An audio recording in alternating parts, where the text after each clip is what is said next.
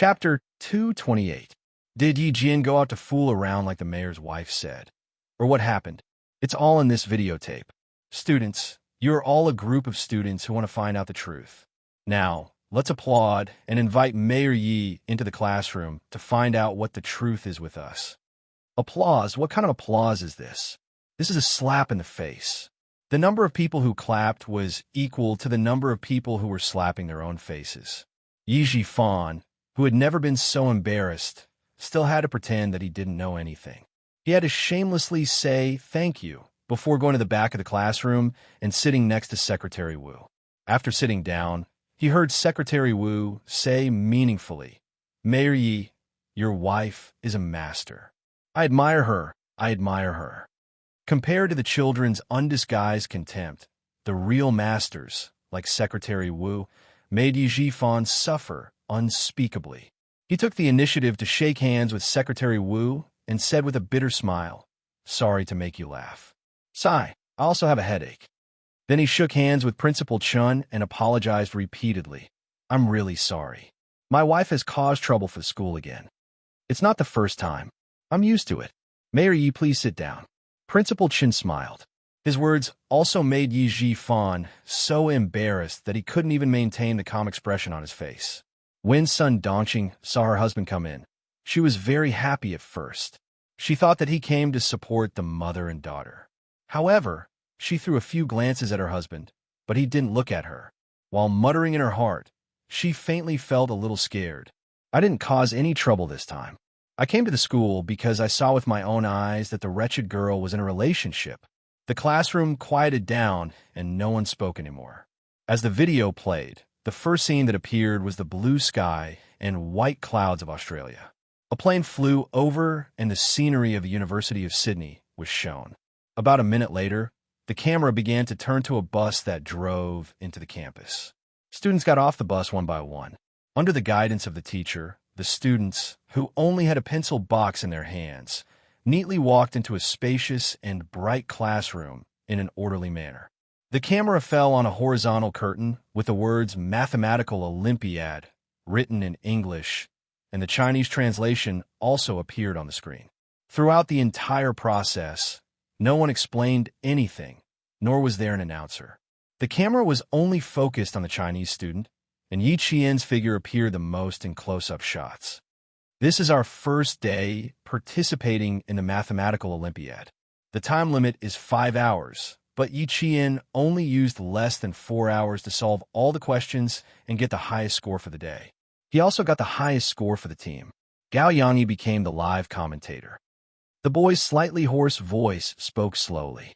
There wasn't much emotion in his introduction, but it made the students inexplicably excited. It was unknown when the applause started. Especially when the accompaniment of the national anthem played on the television, the applause was even louder. Even if the palms of his hands were red and in pain, he did not stop.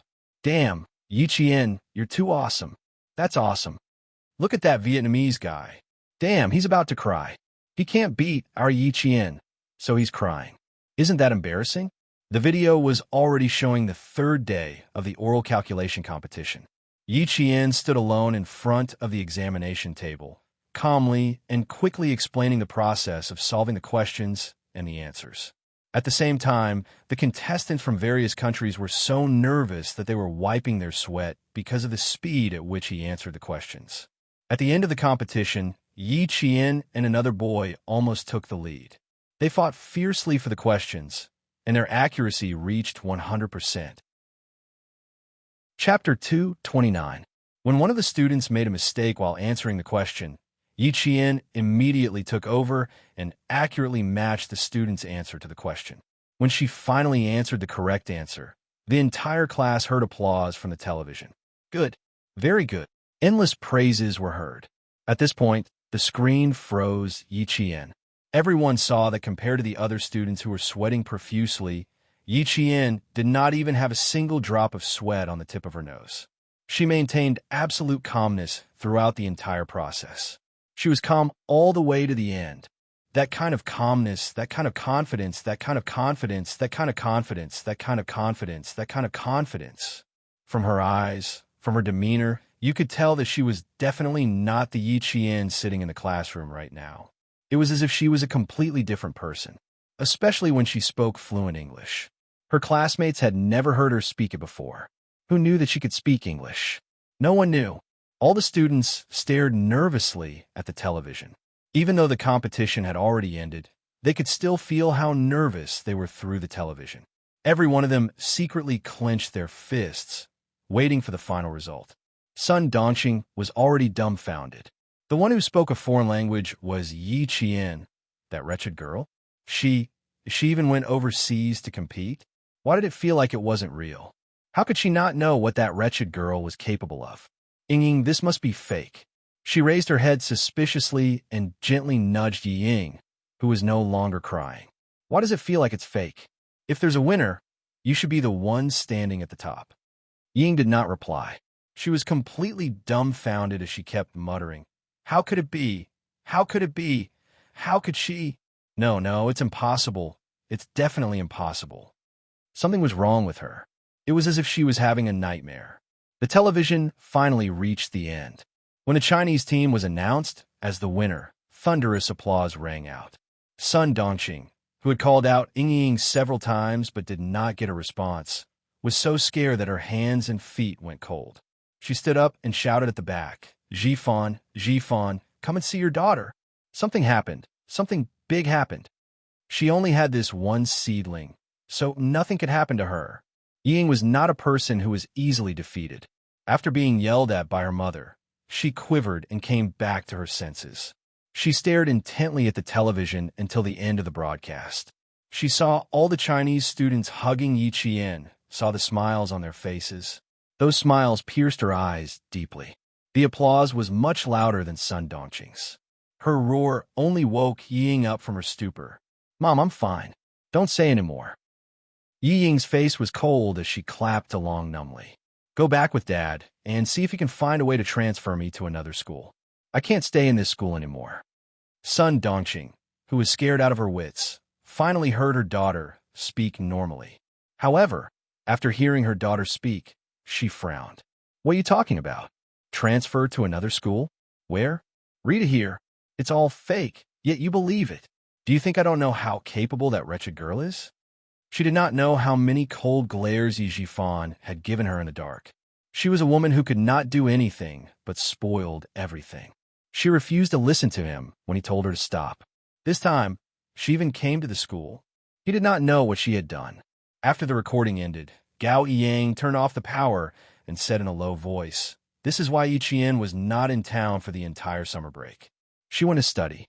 After passing the municipal, provincial, and national exams, she went to Sydney, Australia." Chapter 230.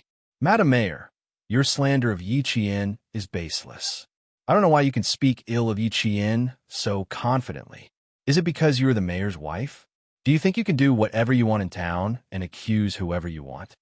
His words were like a slap to Yi Jifan's face, making the dignified mayor of a town blush in front of a group of students. Sun Dongqing was relying on her husband's presence. Now that she was being slapped in the face by a middle school student, she frowned and shouted, "Jackals of the same tribe. This kind of thing is obviously fake. Do you think I don't know Yi Qian's capabilities? Speaking in a foreign language, it's obviously fake." She then glared at Yi Qian, who did not take the initiative to speak. "Do you even act like an older sister? Why do you have to fight with your own sister for everything?" "Oh my God, Auntie, Ying doesn't have the ability to fight with Yi Qian for this kind of thing. Does she know how to do the questions on the paper? If she knew how to do it, she wouldn't have been eliminated during the national competition.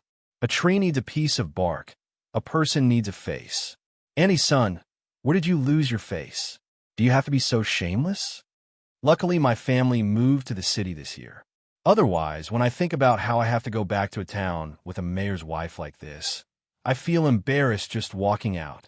More and more students couldn't stand Sun Dongqing's outrageous behavior. The rebellious teenagers didn't think as much as adults. They were worried about offending the mayor's family and making life difficult for their families. They couldn't stand it, so naturally, they had to say it out loud. The sounds of mockery numbed Yi Ying's expression. She had a mother who did not know what was good for her. How was her life ruined? Right now, it was only the whole class laughing at her. Before noon, it would be the whole school. By tomorrow morning, it would be the whole town. And Yi Qian, she clearly had the chance to stand up and explain, the chance to stop all this, but she did not. She deliberately made a fool of herself to force her, Yi Ying, to leave the school. Yi Qian, even if I leave school, you won't have it easy either. I swear that I won't let you have an easy time in this lifetime. With her head lowered, Yi Ying's expression was as gloomy as an evil witch's. Her eyes were shrouded in a thick fog that refused to disperse. Her eyes were heavy, deep, and filled with resentment. She did not raise her head to look at Yi Qian. She was afraid that she would not be able to stop herself from rushing forward and tearing Yi Qian's face apart. Well, let me get up and say a few words. Student Gao Yang must be tired after standing for so long. Why don't you sit down and listen? How could Secretary Wu not see the anger on Yi Jifan's face? It was because he was there. After watching and listening for so long, he understood the situation. When it was his turn to say a few words, this matter became Mayor Ye's own family matter. After walking to the podium, he first introduced himself. He deliberately looked at Sun Dongqing, who was sitting down, and said with a smile, "About Yi Qian winning the gold medal in the mathematical Olympiad, I can be sure that it is not fake. No one would dare to fake something like this. Mayor Yi, you know this very well." No. It is not fake. Then it is real? That's not right. Didn't Ying say it was impossible just now? Sun Dongqing, who actually understood in her heart, was not willing to choose to believe it. She, no matter what, did not believe that her daughter was inferior to a wretched girl. That wretched girl could not even be raised like this. How could she be satisfied? Chapter 231.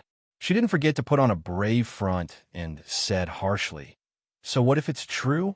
Our Ying can also participate.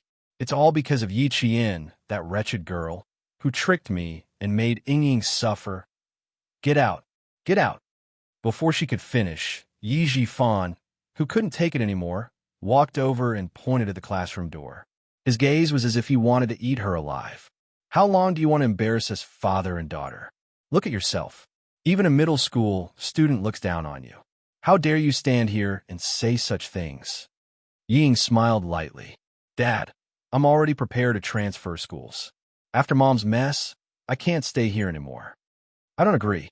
If you want to leave, you'll die." Ah, a shrill scream suddenly rang out. And the most shocking thing about this scream was the mayor actually slapped his wife harshly in front of the students and teachers.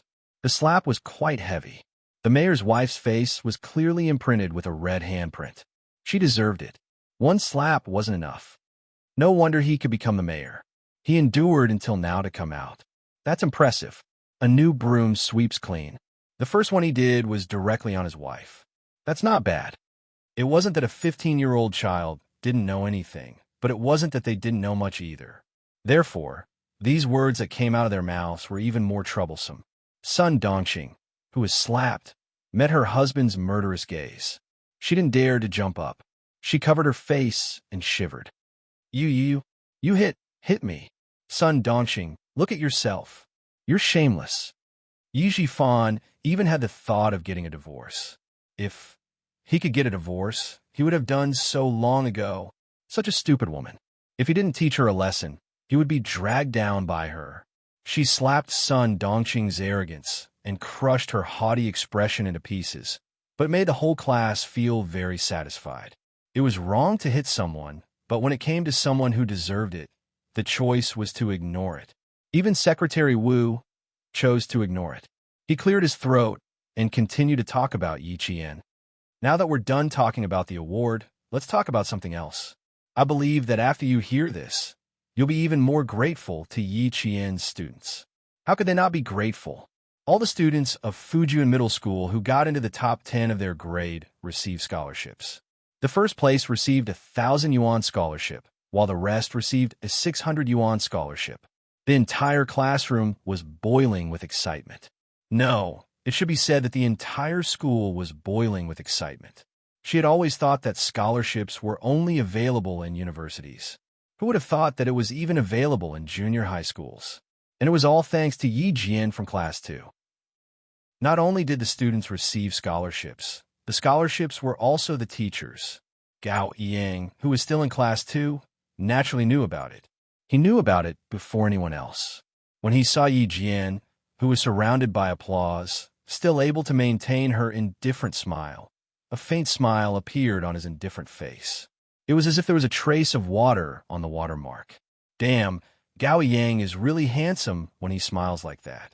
And Jiasin, whose palms were almost numb from clapping, was distracted by the boy's smile. She turned her head and leaned over to Yi Qian.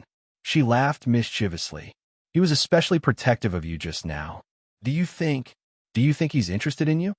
As she spoke, she laughed even harder. I feel so good thinking about it. Yi Ying is going to vomit blood again. Chapter 232.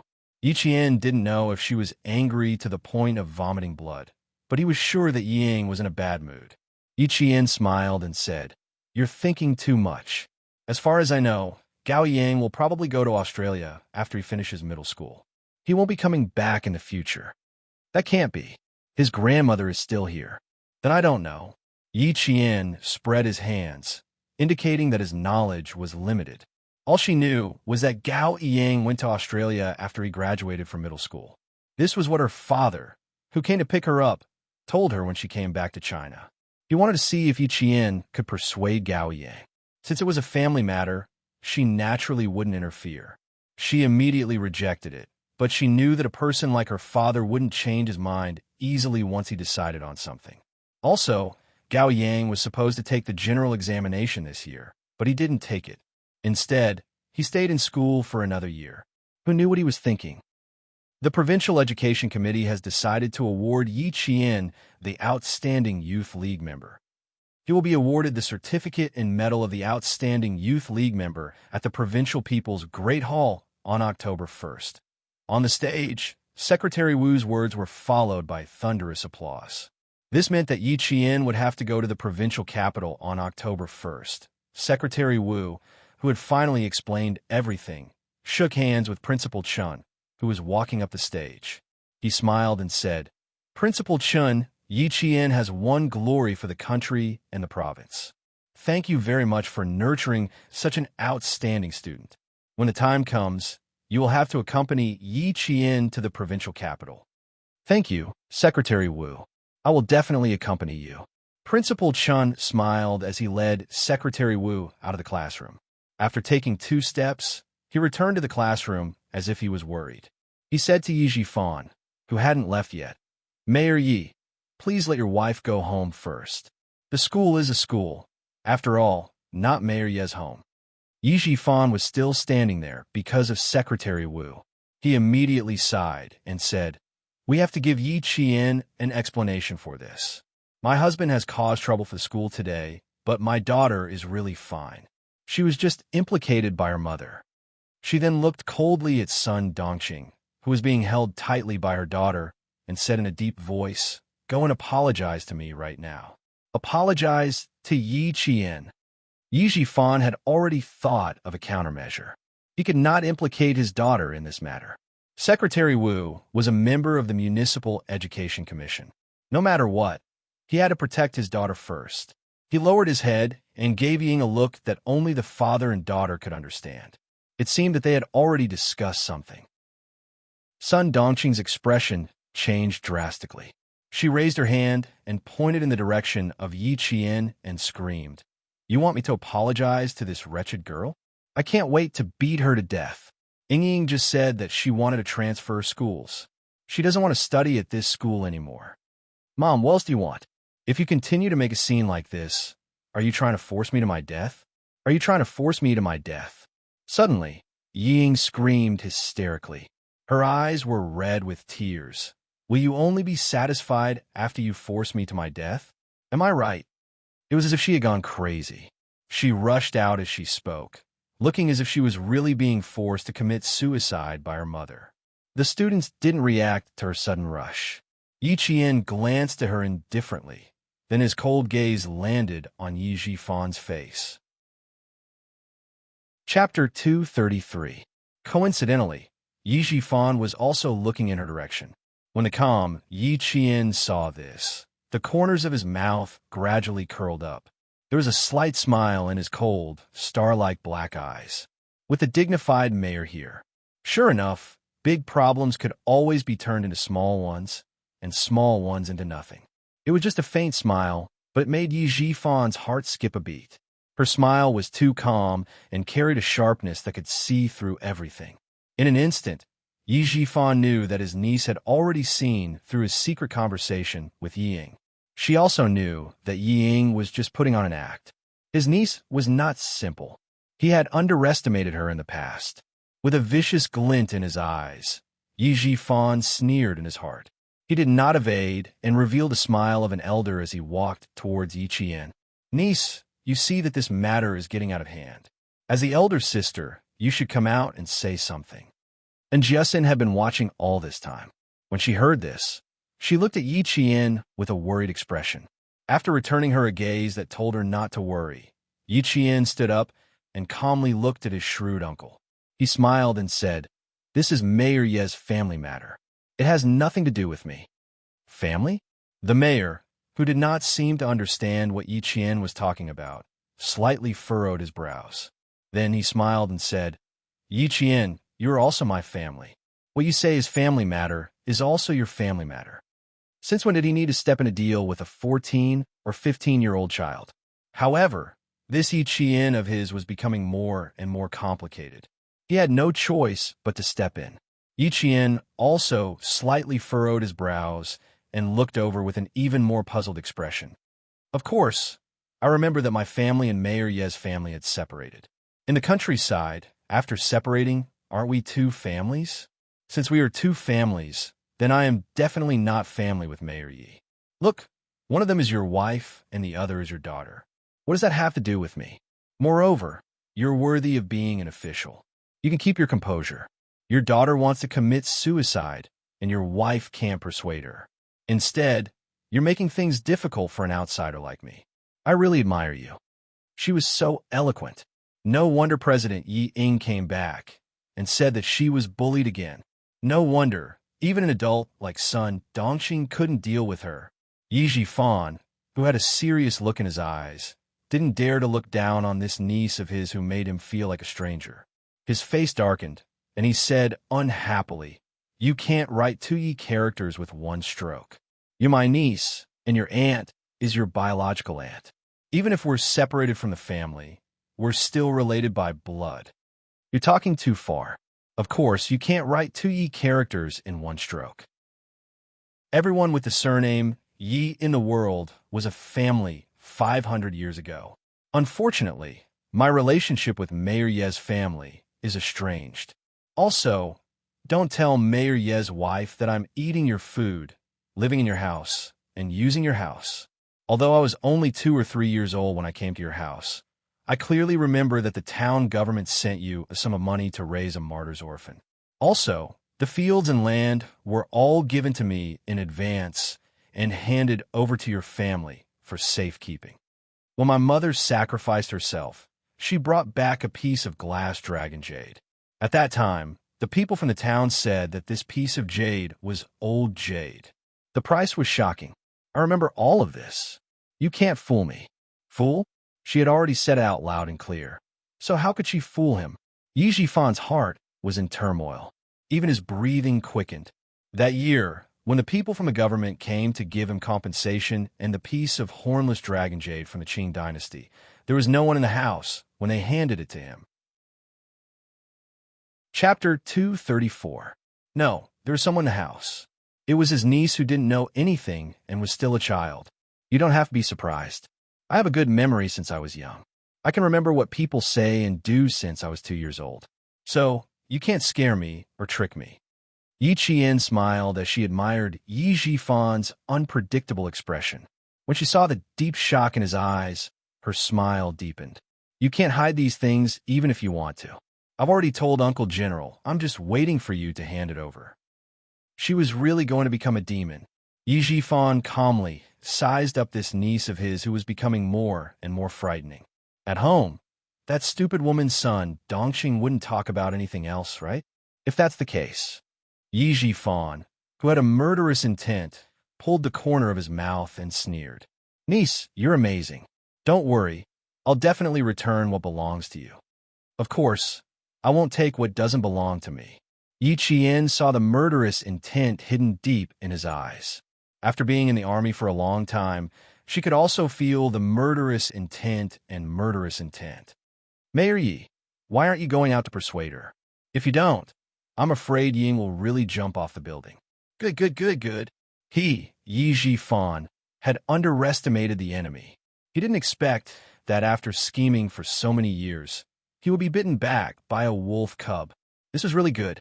Staring at his unfamiliar niece, Yi Jifan put on a fake smile and exhorted her, but in reality, there was a hint of threat in his words. Niece, it's not a good thing to be too smart. Those who use their brains too much will not live long. Uncle would like to remind niece that you have to be careful since you are so smart. Thank you for the reminder, but I also have to tell Mayor Yi that there's always someone better than you. There are some people you can't touch or threaten as you wish. As a mayor, you should think twice before you speak in the future. Disaster comes from your mouth. Just as she finished speaking, a powerful voice filled with deterrence sounded. Well said. There's always someone better than you. How could the mayor not be as knowledgeable as a child? The voice shook Yi Jifan so much that the expression on his face instantly froze.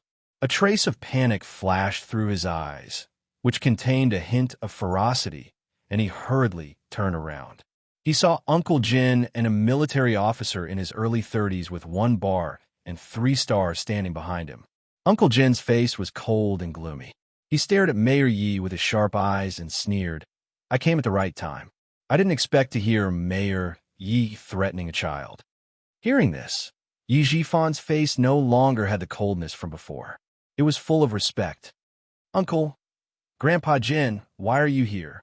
Yi Qian, who was as light as a swallow, lightly walked past Yi Jifan. Her beautiful eyes were full of smiles as she said, I came yesterday, and you came today.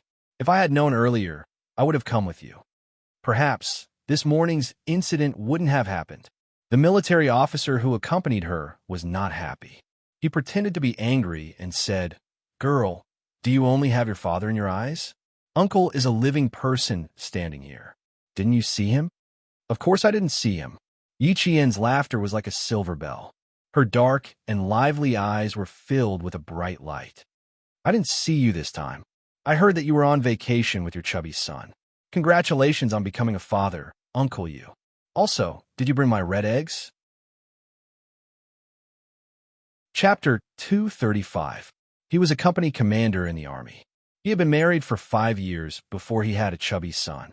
When Yi Qian mentioned him, he couldn't hide the smile on his stiff face.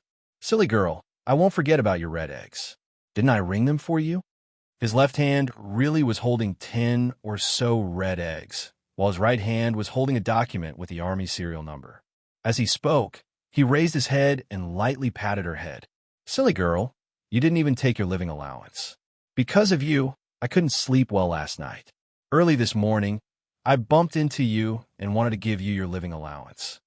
Who knew that they would coincidentally overhear a middle-aged man threatening Yi Qian?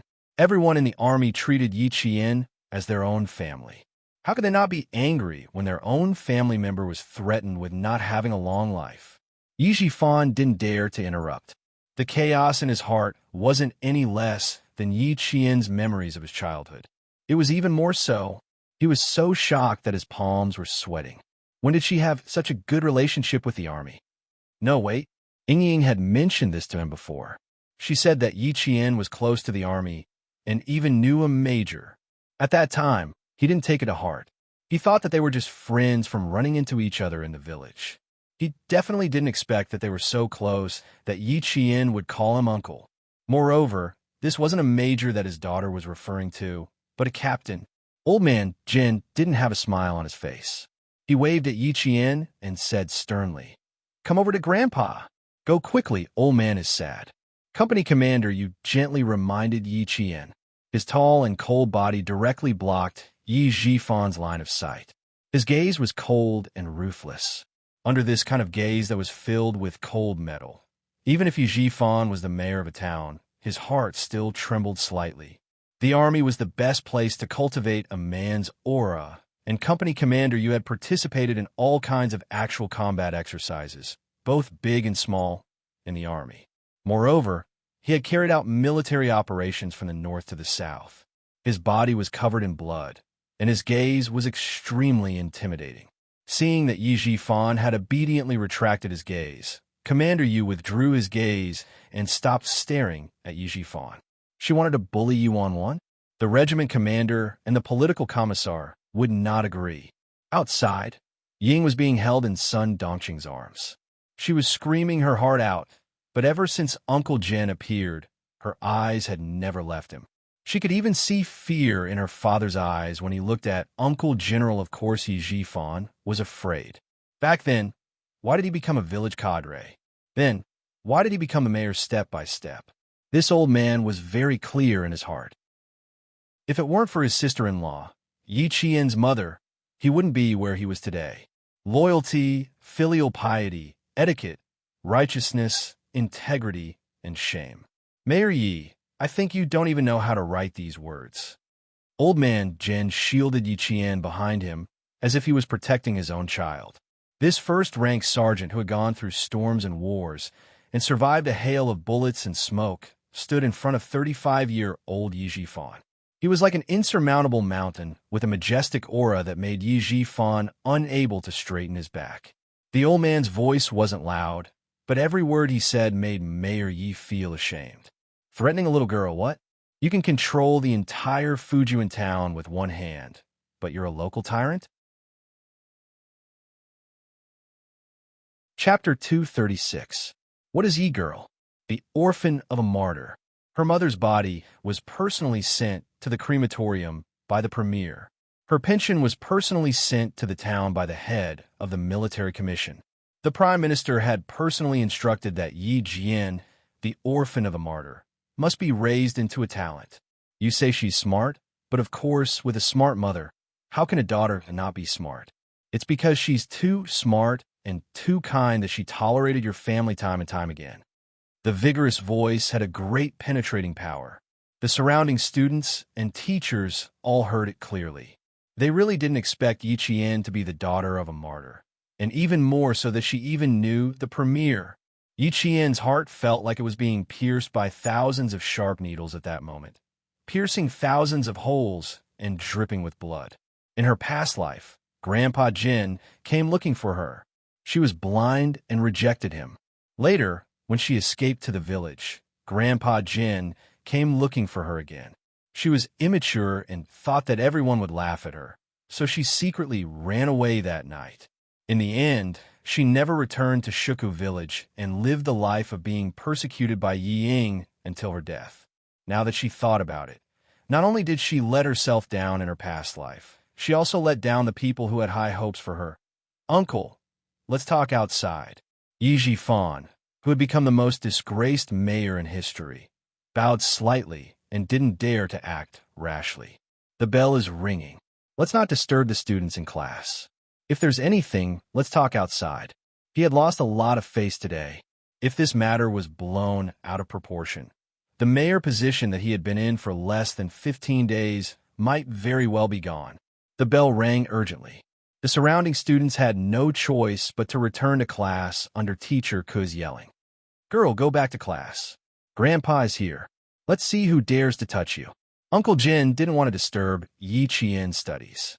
He turned around and said kindly, go back to class. Let Grandpa handle this. Things weren't that simple. If Yi Jifan dared to make a move, then he dared to make a move. Yi Qian hesitated and pursed her lips. Just as she was about to speak, she saw Commander Yu secretly give her a hand signal. After a slight pause, she pursed her lips and smiled. Okay, then I'll go back to the classroom first. Please don't be angry. I'm really fine. If there's a problem, she leaned closer and smiled slyly. Yi Ying is the one who's in trouble. Don't worry, I won't let anyone bully her. The girl was right. She was no longer the taciturn person who could endure being taken advantage of in the past. Go to school quickly.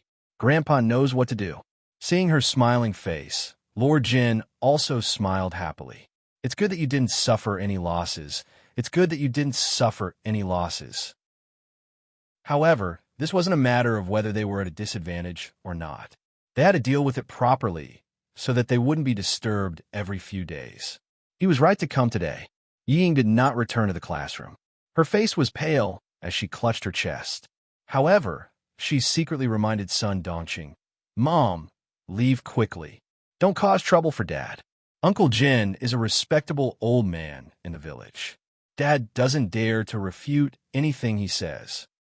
Good girl, if you really leave, then it'll be even more difficult for your dad." Sun Dongqing was bad to others, but she protected her husband and daughter wholeheartedly. She was worried that if she left, Uncle Jin would take her husband's life.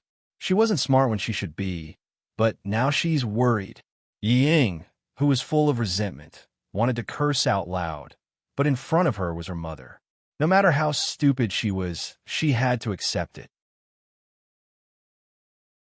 Chapter 237. She clenched her teeth and suppressed the anger in her heart. If we don't leave now, we'll be a burden to Dad. Mom, can't you see how bad Uncle Jin's face is? Let's go. Then, she clutched her chest and started screaming in pain. She didn't give Sun Dongqing any time to prepare. She grabbed Sun Dongqing's arm tightly and gasped for air as if she would suffocate in the next second. Even if it was an act, it was too real. Even Sun Dongqing was scared and screamed. When Sun Dongqing heard Yi Ying remind her to go to the hospital, she looked up at Yi Zhifan subconsciously. Then, she carried Yi Ying on her back and ran towards the town hospital under the shocked gazes of the teachers and students. She should listen to her daughter. Old Yi was smart and nothing could stop him. She should leave first. When it came to running away, the mother and daughter were surprisingly similar. When Uncle Jin appeared, the family of three was indeed shocked and didn't dare to do anything rash. I can ask the driver to send her there. Secretary Wu, who witnessed the farce, wanted to chase after them, but the imposing old man stopped him. You're Secretary Wu from the city's education bureau, right? Please stay. Principal Chen knew he didn't know him and reminded him in a low voice. First-rank sergeant major, a national treasure in the army. Secretary Wu was filled with respect when he heard that. When Yi Zhifan saw that his daughter finally got rid of the woman who would only be a burden, he was secretly relieved. If his wife really apologized to Yi Qian in front of the teachers and students, he would be so embarrassed that even a beggar would step on his face. In other words, Yi Zhifan didn't plan on apologizing at all. On the first day of school in Fujian Town Middle School, a huge incident happened. Mayor Ye's daughter was forced by her mother to the point where she almost jumped off a building. This incident was like a spring breeze that blew across the entire town. Even the villagers in Shuku village knew about it. There were many parents coming and going on the first day of school. Sun Dongqing was good at picking the day. Once she made a fuss, the entire town knew about it. To others, this was just a small chat after dinner, but to old Jin, it was the best time to settle an important matter. It was about changing Yi Qian's guardian before she became an adult. In Principal Chen's office, Uncle Jin was there. The atmosphere in the office was heavy. Even Secretary Wu was waiting for Uncle Jin to speak. Logically speaking, this matter should only be handled by little Yi. However, it's class time now, so we shouldn't delay her studies. Jin Laogan's words didn't break the tension in the air. Instead, it made a certain someone's heart jump with fear. Yi Zhifan smiled bitterly and said, "Uncle, it's true that my wife let Yi Qian down today, but her mouth ruined everything. She still cares a lot about Yi Qian. After all, she's her own niece." "Why, you don't have to use your lies on me. Everyone in the village knows how Sun Dongqing treated Yi Qian. Even if you try to twist the truth, it won't help." Uncle Jin interrupted bluntly. He didn't give a new mayor any face. Even Secretary Wu knows about Yi Qian's relationship with your family. "Mayor Yi, do you think there's a need to explain?" Yi Zhifan's expression stiffened. He could only smile bitterly and helplessly. No matter what, Yi Qian is my niece. As her uncle, how can I mistreat my own niece? Chapter 238. Time reveals a person's heart. I've given you 13 years, a few thousand days. I've seen through your heart. Uncle Jin came with a purpose. He wouldn't give him any chance to twist the truth. He wanted to remove Yi Qian's household register from Yi Jifan's household register. If Major Xia hadn't called him last night, he wouldn't have thought of this. Getting into high school was fine, but the college entrance exam was out of the question, especially when it came to military school. The household register had a lot to do with it. If Yi Jifan used his status as Yi Qian's guardian to do something, it would ruin Yi Qian's future. Secretary Wu didn't quite understand why this first-grade sergeant major wanted him to stay, so he decided to listen and observe for the time being. Before he knew the reason, he wouldn't say anything. After a while, Uncle Jin stopped Yi Jifan from saying anything and asked Secretary Wu, I heard that Secretary Wu came here last time and found out that Mayor Yi was Yi Qian's guardian. That's why you came here personally, right? That's right. If it wasn't for the record, I wouldn't have known that Yi Qian's guardian was Mayor Yi. Secretary Wu, who was prepared, said calmly, Do you have any questions? Otherwise, he wouldn't have suddenly mentioned the guardian. At this moment, Yi Jifan seemed to have thought of something. His pupils slightly constricted, and even the corners of his mouth began to tighten. Uncle Jin nodded slightly and said, I want to ask if the household register is changed and the guardian is changed to someone else. Can the record be changed? Yi Jifan clenched his fists. It was just as he had guessed. Uncle Jin wanted to remove Yi Qian's household register from his family. He wanted Yi Qian to have nothing to do with his family in the future. Of course it can be changed. It's not a big deal. Secretary Wu smiled and explained in detail. But minor can't be the head of a household. Once the household register is changed, he must have a guardian until he reaches adulthood. Why did a minor need a guardian? This is related to the regulations in the law of minors in China. Combined with Article 16 of the General Principles of Civil Law and Article 53 of the Law on the Protection of Minors, parents are the guardians of minors in the first order, unless they die, lose their guardianship, or are deprived of guardianship. Yi Qian's parents had passed away, and her mother was a martyr. Then, as an orphan, her first guardian was her immediate family. She was under the legal guardianship of a designated relative. For the legal guardianship of specific relatives, the guardianship ability was a very important factor. Yi Jifan was the best candidate for legal guardianship of this specific relative. Now, if she wanted to move Yi Qian's household register out and change the legal guardian of a specific relative, it was still a little difficult. The court still needed to see if the second designated supervisor had the ability to supervise and protect the person, property, and other legal rights and interests of minors. What Uncle Jin needed to know was whether he could change the guardian on the file. Uncle Jin, are you saying that you want to remove Yi Qian's household register? Yi Jifan knew the answer. It was not his style to sit and wait. He crossed his arms and said calmly, The problem is, once the household register is removed, who will be her guardian? You? I'm afraid it's not suitable. Chapter 239. How could someone who was older and had one foot in the grave become a second guardian? Besides, they weren't related. Yi Qian, who had been standing outside the door for a while, knocked twice before pushing the door open. He looked at Yi Jifan and said calmly, It's not up to Mayor Yi to decide whether we're suitable or not. Although I'm still a minor, as a middle school student who already has a certain level of judgment, I can completely decide who my guardian is based on my own opinion. No one had expected that Yi Jian would actually appear at a time like this, and it caused everyone to be slightly stunned. As Grandpa Jin said, my relationship with Mayor Ye's family is obvious to everyone in Shuka Village. If I ask the court to change my guardian and request to move my household registration, the court doesn't even have to make a discretionary decision. They can judge me on the spot. The 14-year-old was able to talk about matters that only adults could decide in an orderly manner. No one doubted that she didn't have a specific level of judgment. Yi Jifan pretended to think for a while before saying, This is no small matter. I still need to discuss it with your aunt. How about this? We can talk about it in a few days. What do you think? In the next few days, he had to make arrangements with the outside world and look for connections with the court. There's no need to talk about it in a few days. There are already relevant documents regarding the whereabouts of martyrs' orphans. Mayor, you might as well read the Revolutionary Martyrs Commendation Ordinance that was issued on June 4th, 1980. As a representative of the Army, how could Commander Yu allow Yi Jifan to delay at such a critical time? He opened the document bag that he had been holding in his hand and took out a special document with the words XX Military Commission written in red and handed it to Yi Jifan. Mayor Yi, please take a look at this document. After you've finished reading it, you can sign it here. His tone was not one for discussion. It was clear that Yi Jifan had to sign it immediately after he read it. There was no other choice. If a mayor wanted to fight with an army, it was no different from throwing an egg at a rock. It was suicidal. Since Xia Jinyuan called to remind him last night, it meant that he already had plans.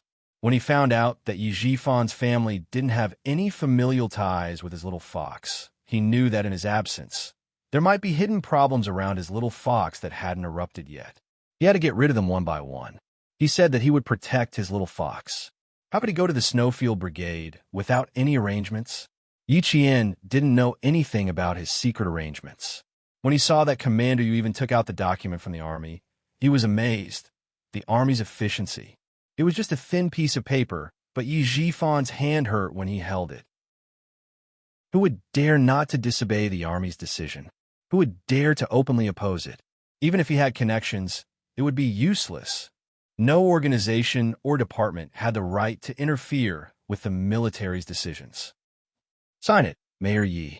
I still need to go to the city this afternoon to complete all the household registration procedures for little Yi. Commander Yu took out a pen from the inner pocket of his military uniform and handed it over. He smiled and said, "We can run errands for things like this. We won't cause any trouble for Mayor Yi. Don't think that they were all rough men in the army. They were all as astute as they should be." Chapter 240. Yi Jifan, who couldn't wait to swallow all the documents, raised his head and looked at Yi Jian with his shrewd eyes. He said in a deep voice, word by word, "Niece, you have to think this through. Once you move your household registration and change your guardian, I won't be able to help you if anything happens in the future." So it was premeditated. Even if his stupid wife didn't cause trouble today, moving her household registration and changing her guardian were things that would have happened sooner or later. If Mayor, you didn't remind me, I would have forgotten. Facing his persistent questioning, Yi Jian smiled faintly and said, "If something really happens in the future, I only hope that Mayor, you won't stand out to help me or anything. I'm really worried that you won't stand out to help me, but will instead hit me when I'm down." Yi Qian didn't quite understand why Uncle Jin suddenly proposed to move her household registration, but she knew what she should do at this time. No matter what Yi Jifan said, she wouldn't do as he wished.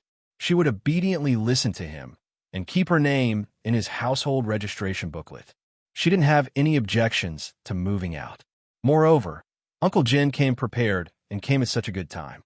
If she didn't settle the matter today and give Yi Jifan time to breathe, it would be difficult to do it again in the future. Her words made Yi Jifan's face even more pale and ugly, but Yi Qian ignored it. "Speak slowly? Of course, I won't give you the chance to kick me when I'm down.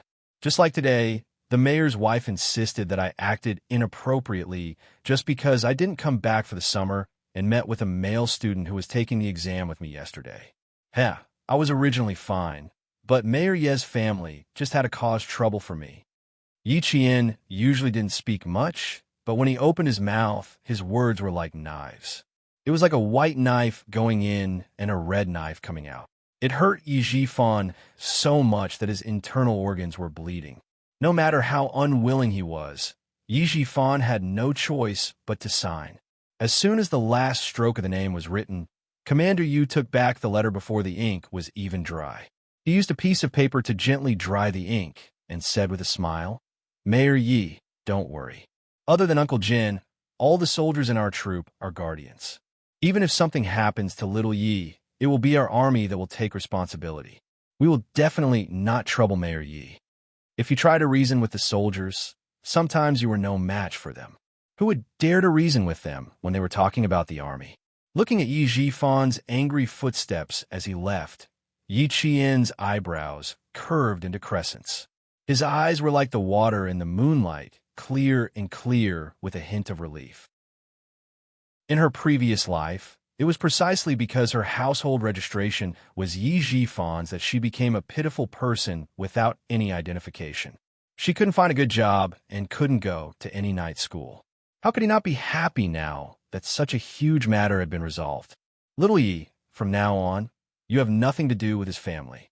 After today's incident, Ying won't be able to hold her head up in school. Just focus on your studies and don't let irrelevant people ruin your future.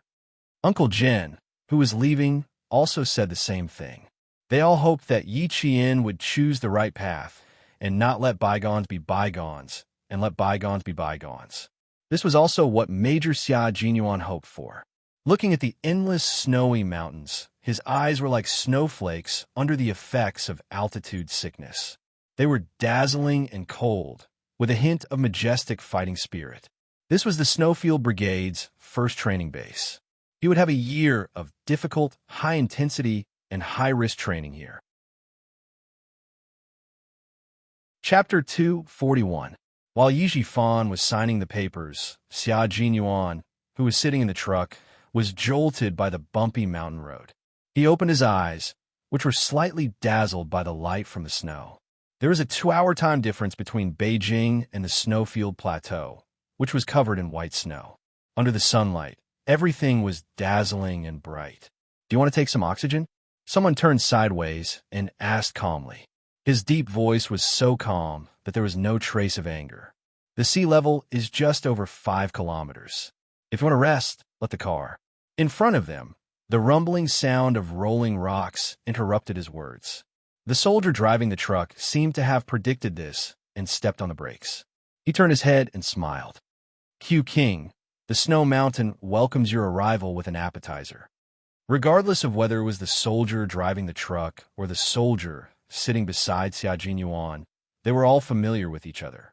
The soldier driving the truck was J5, who always spoke lazily and casually with a sense of cynicism.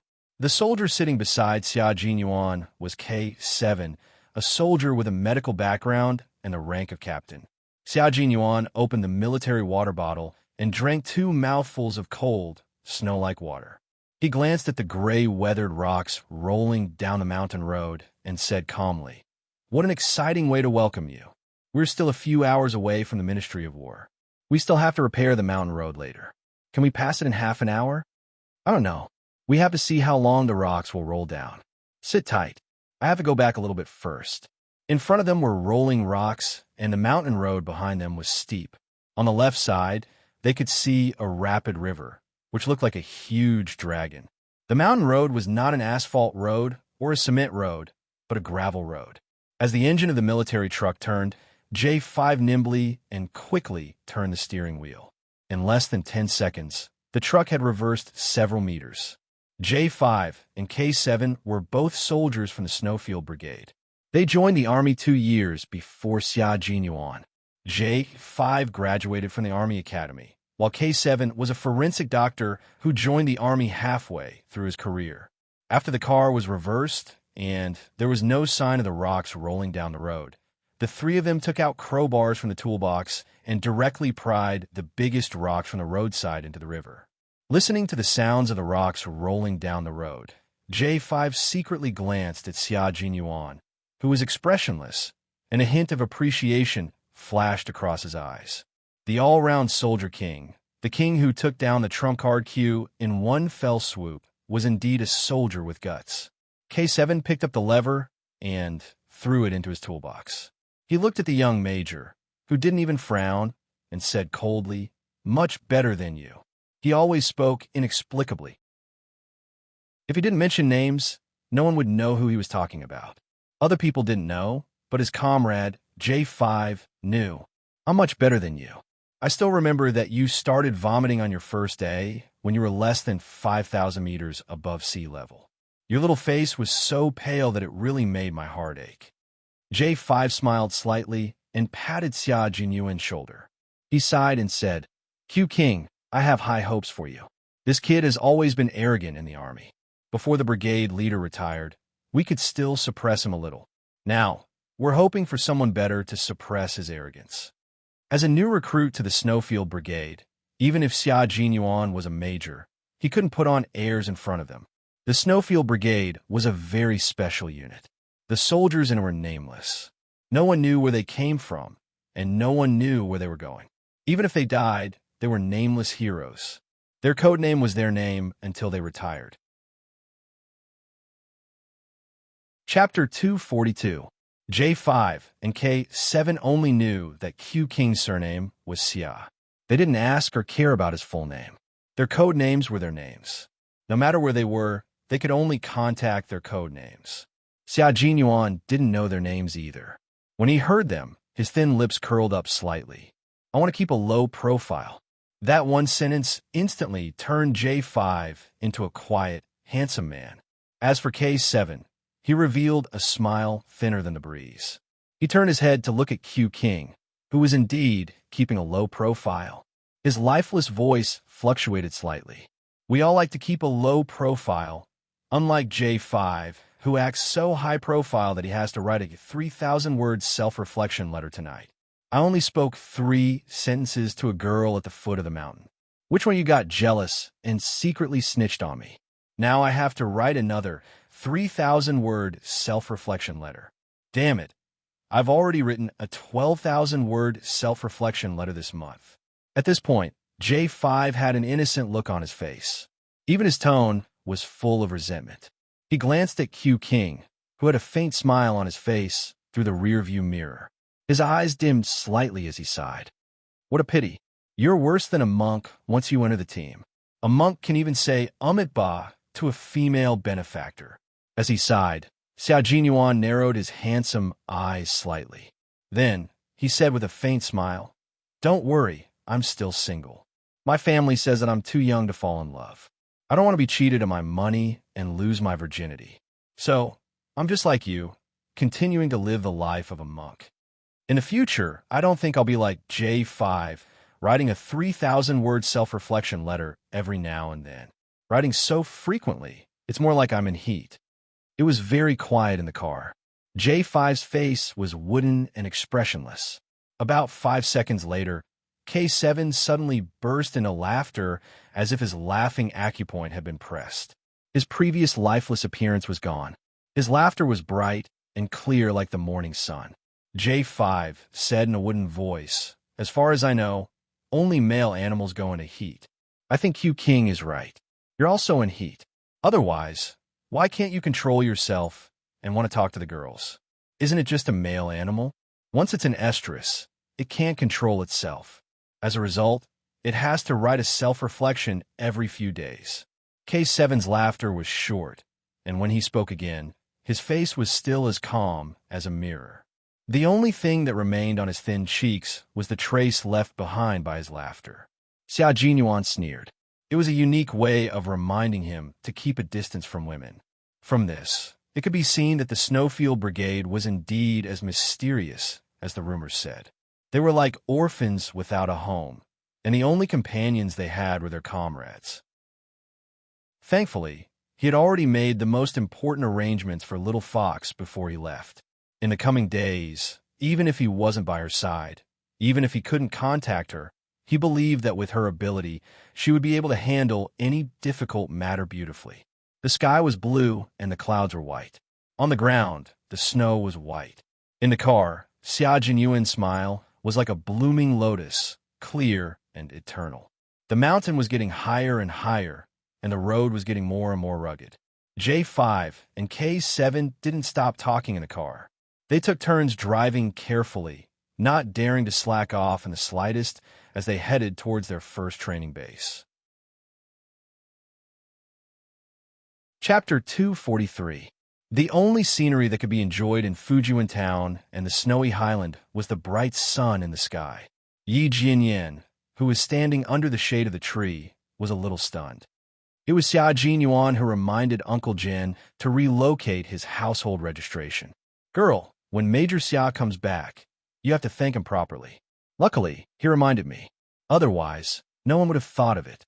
Uncle Jin, who did not know that Xia Jinyuan had already left Fujiyuan town and was heading to a new unit, said earnestly, "He has helped us so many times unconditionally. You can't not thank him at all. He had helped them so many times.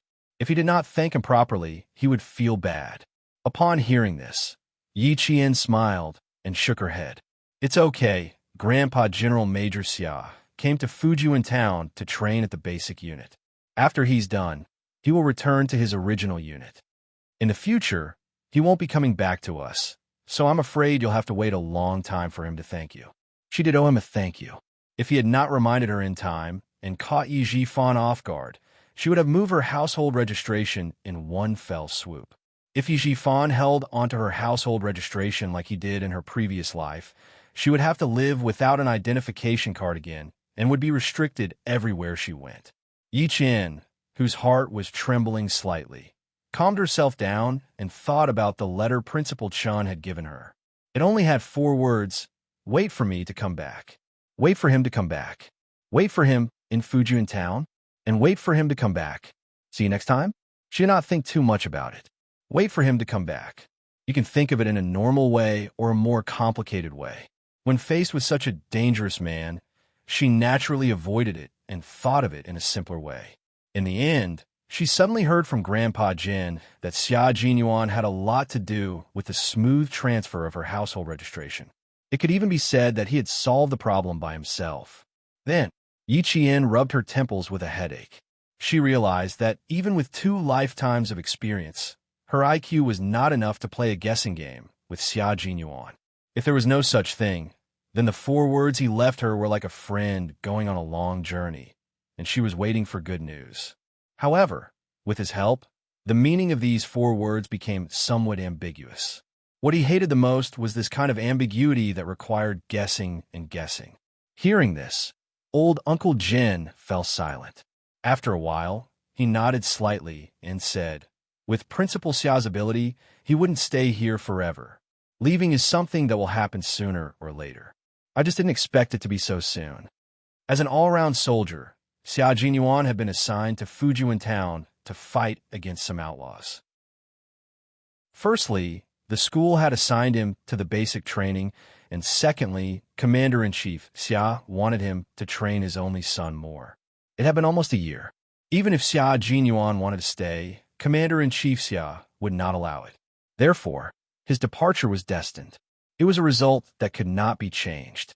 Faced with Grandpa Jin's sigh and his admiration for Xia Jinyuan, Yi Qian smiled faintly and said, "You don't have to feel that it's a pity. I won't be bad either. I definitely won't embarrass you and Principal Chun." That dangerous and elegant man had already left, but his brief appearance had left a deep impression on many people. In her life, because of his appearance, her memories of that year and that day were imprinted in her mind. Chapter 244. Fighting side by side on a rainy night, drawing a gun and killing people in a foreign country. These memories, filled with the flames and smoke of war, were all wonderful memories he brought to her. Actually, before she left Australia, she wanted to ask him how he dealt with the dozens of kilograms of poisonous powder that had been swapped, and how he dealt with those international police officers who were biased and looked down on Chinese soldiers, and how he retaliated against them. However, based on his personality and the bravery of a Chinese soldier, he definitely wouldn't let those arrogant megalomaniacs off so easily. You don't have to worry about the hornless dragon jade. This isn't something that can be explained in a few words. Although it's valuable, it's just a dead object in your hands. If Yi Jifan and his family try to hide it, little girl, Uncle Jin didn't know how to bring up the hornless dragon jade, but as he spoke, he noticed that the little girl was looking up at him. Her left hand was gently caressing the silver wire that was wrapped around her right wrist. Her gaze was pierced through the mottled sunlight and the twinkling leaves. She was lost in her thoughts as she stared at it. This little girl, when it came to serious matters, she could still be lost in her thoughts. Yi Qian's mind was filled with memories of fighting side by side with Xia Jinyuan. She blinked. Her dewy, obsidian eyes were still a little dazed. Suddenly, she pursed her lips and lowered her head in embarrassment. I thought of something. I didn't hear what you said just now. I'm sorry, Grandpa Jin. Her hand that was caressing the silver wire quietly lowered and hung naturally by her side. Seeing this, Uncle Jin laughed. I know. You're thinking of Major Xia, right? He was old, but he wasn't blind. However, after laughing, Uncle Jin's aged face turned serious. But little girl, regardless of whether you're thinking of him or not, you're still too young. There are some things that you can't just rely on your feelings alone. Regardless of what Major Xia thinks, you still have to take care of yourself. There is a hint of sadness in Lord Jin's eyes, as if he was recalling something that made him sad. No matter how powerful a girl is, she will always be at a disadvantage when it comes to love. Uncle Jin carefully looked at the calm little girl and smiled again. But I don't think you're the kind of girl who would easily fall in love with you.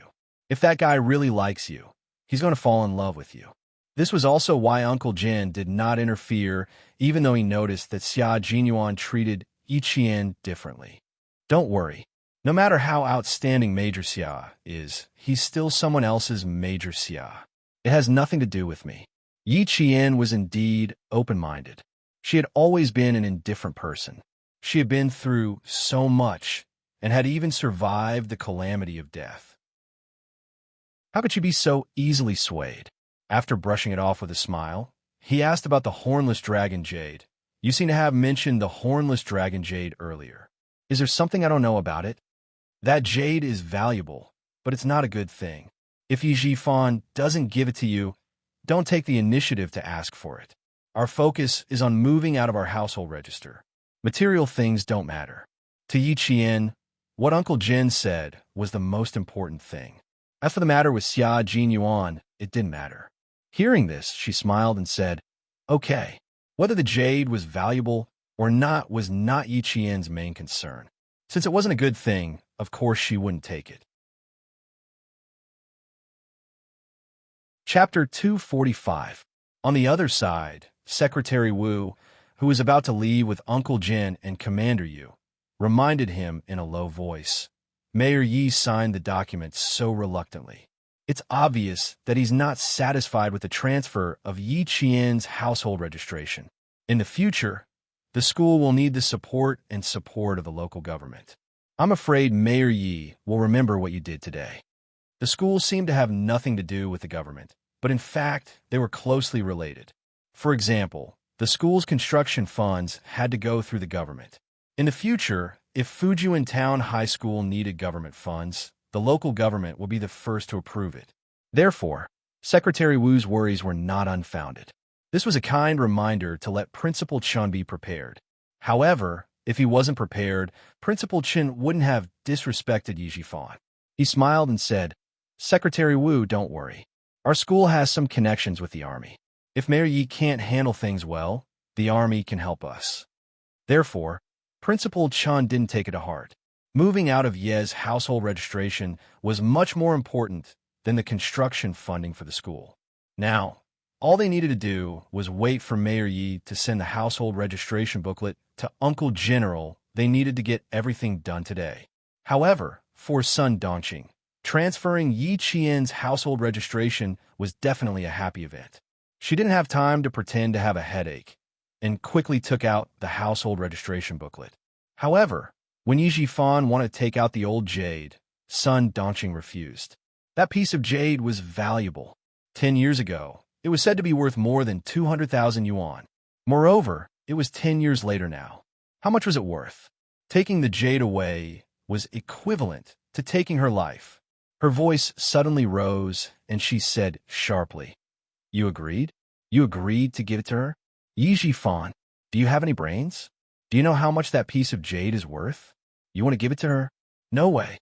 Faced with his wife's brainless questioning, Yi Jifan didn't even have the energy to argue. I'll go to the city in the afternoon and find a jade shop.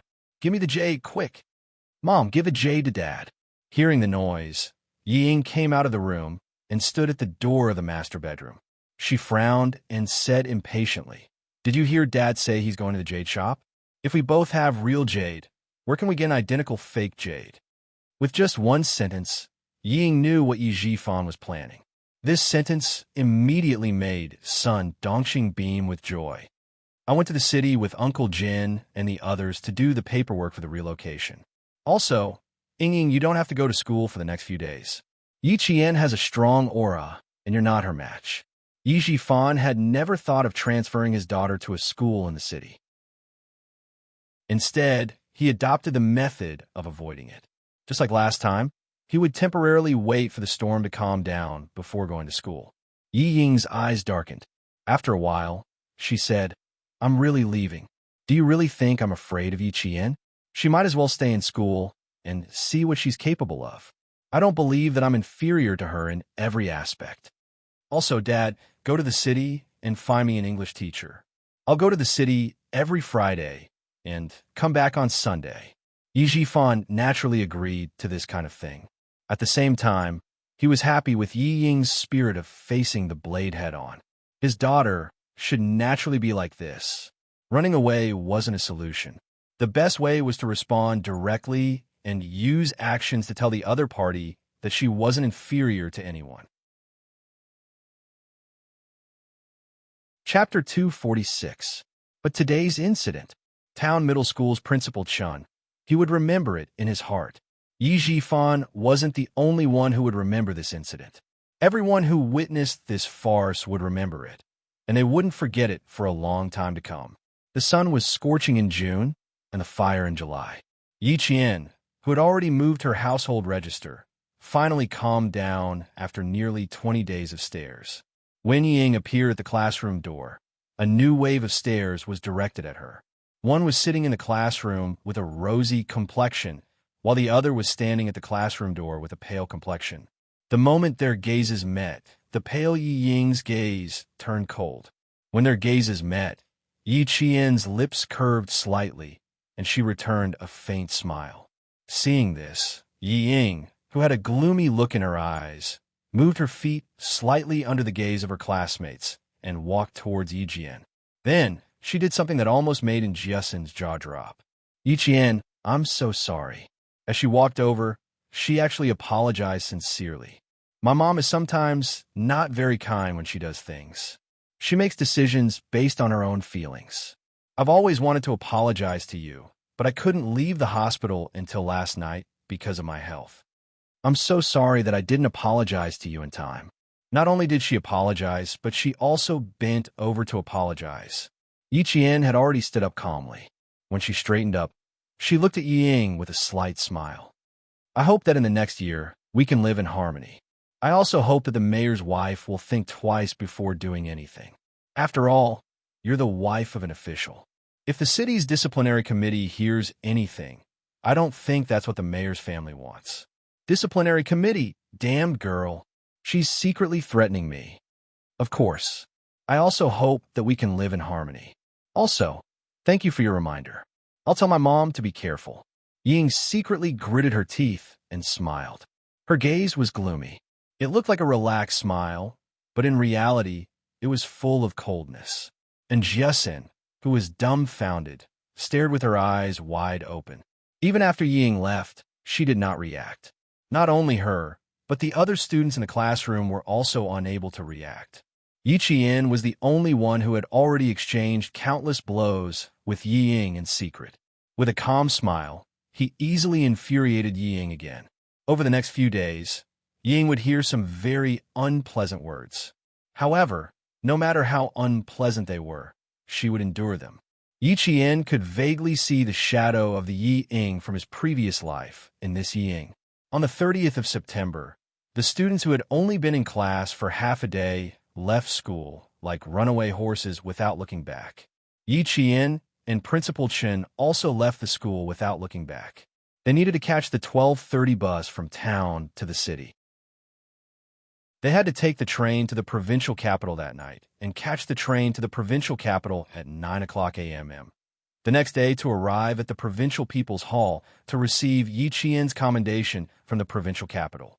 Time was so tight that they could not afford to waste even a second. After boarding the bus, Yi Ying, who was heading to the city to learn English, saw Yi Qian holding the handrail. She clenched her fists on her knees, and a trace of coldness flitted across her eyes. Ying, be careful. The bus is about to leave. Yi Jifan, who sensed something, spoke calmly. After reminding his daughter, he smiled and greeted Principal Chun, who came up behind him. There was nothing strange about him at all. Chapter 247. This Yi Jifan was the Yi Jifan that Yi Qian was familiar with.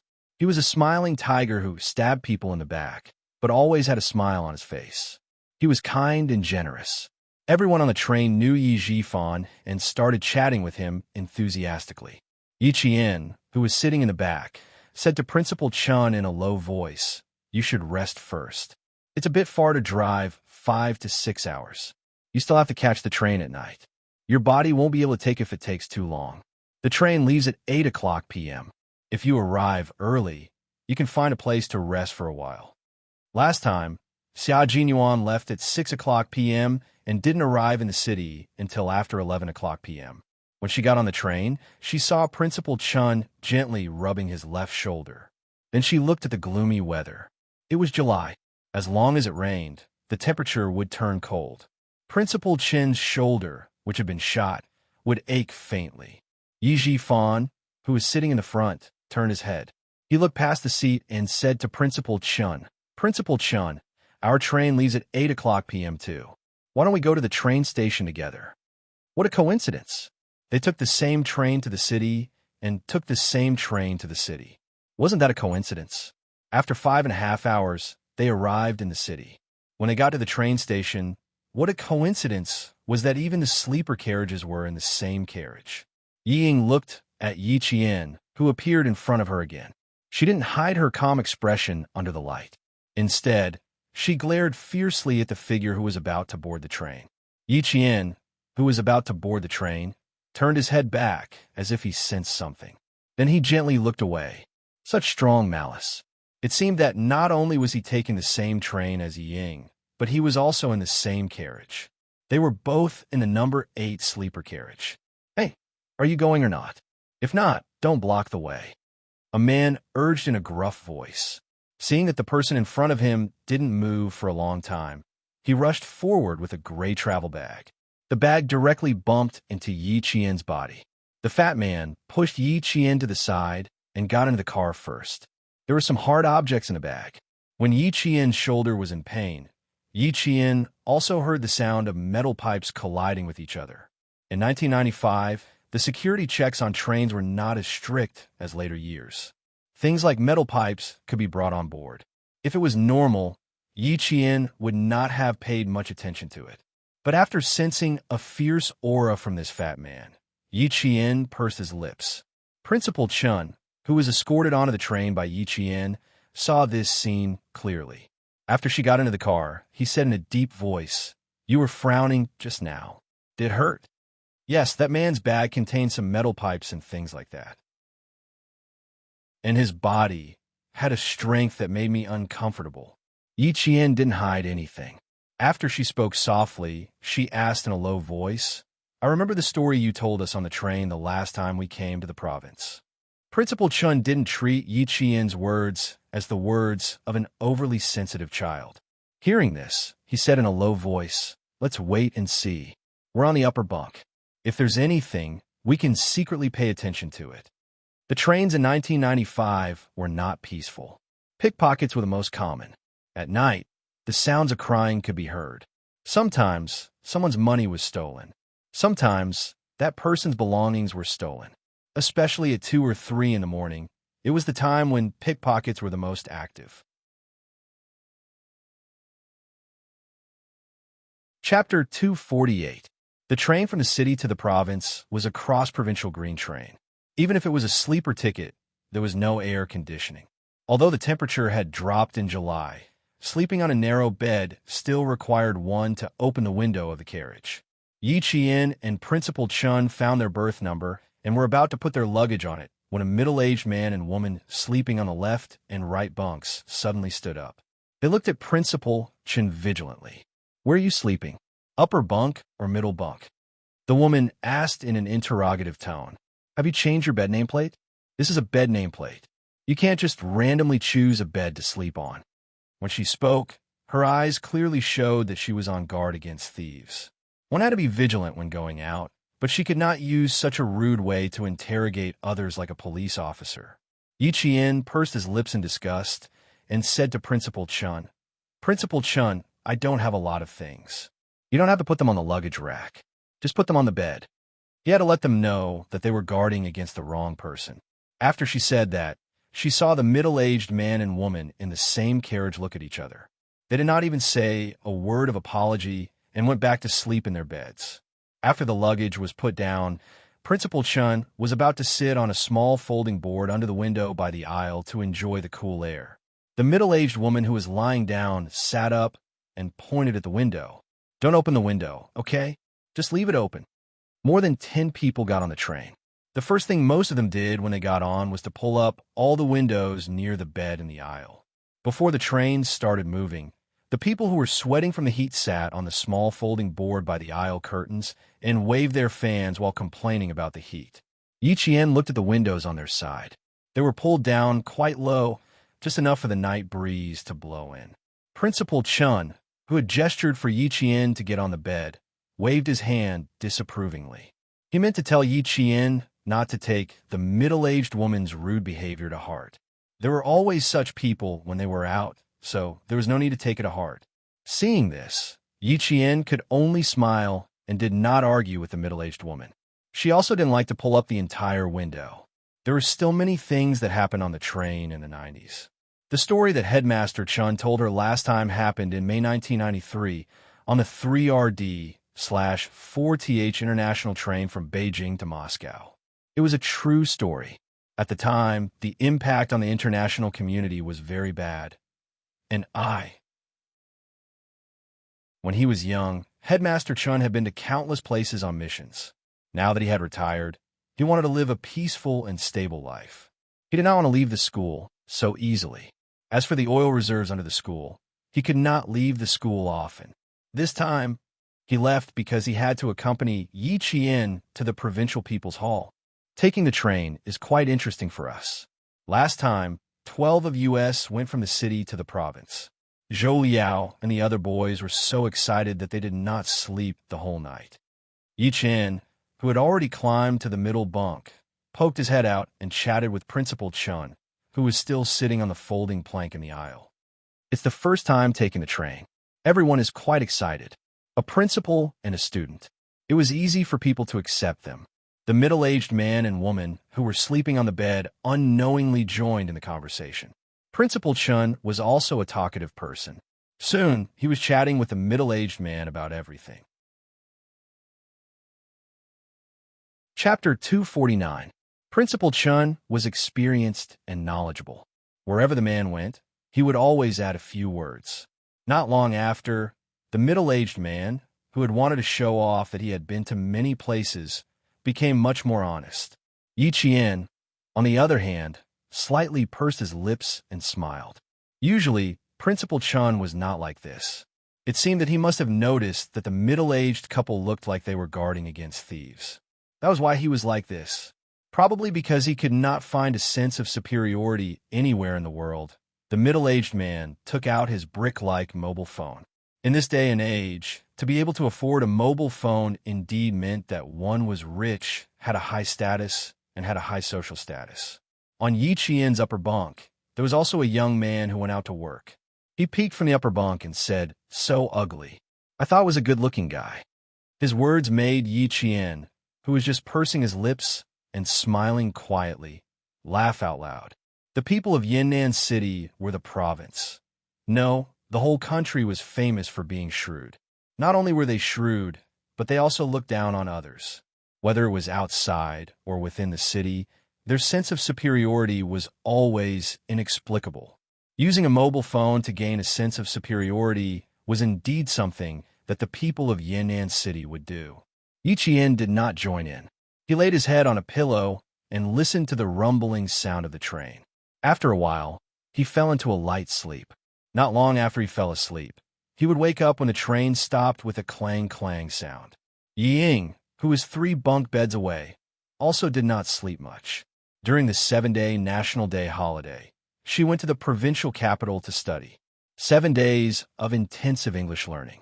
She was accompanied by a foreign teacher the whole day. Even if it was eating or sleeping, they had to talk in English. After tossing and turning, she still could not fall asleep.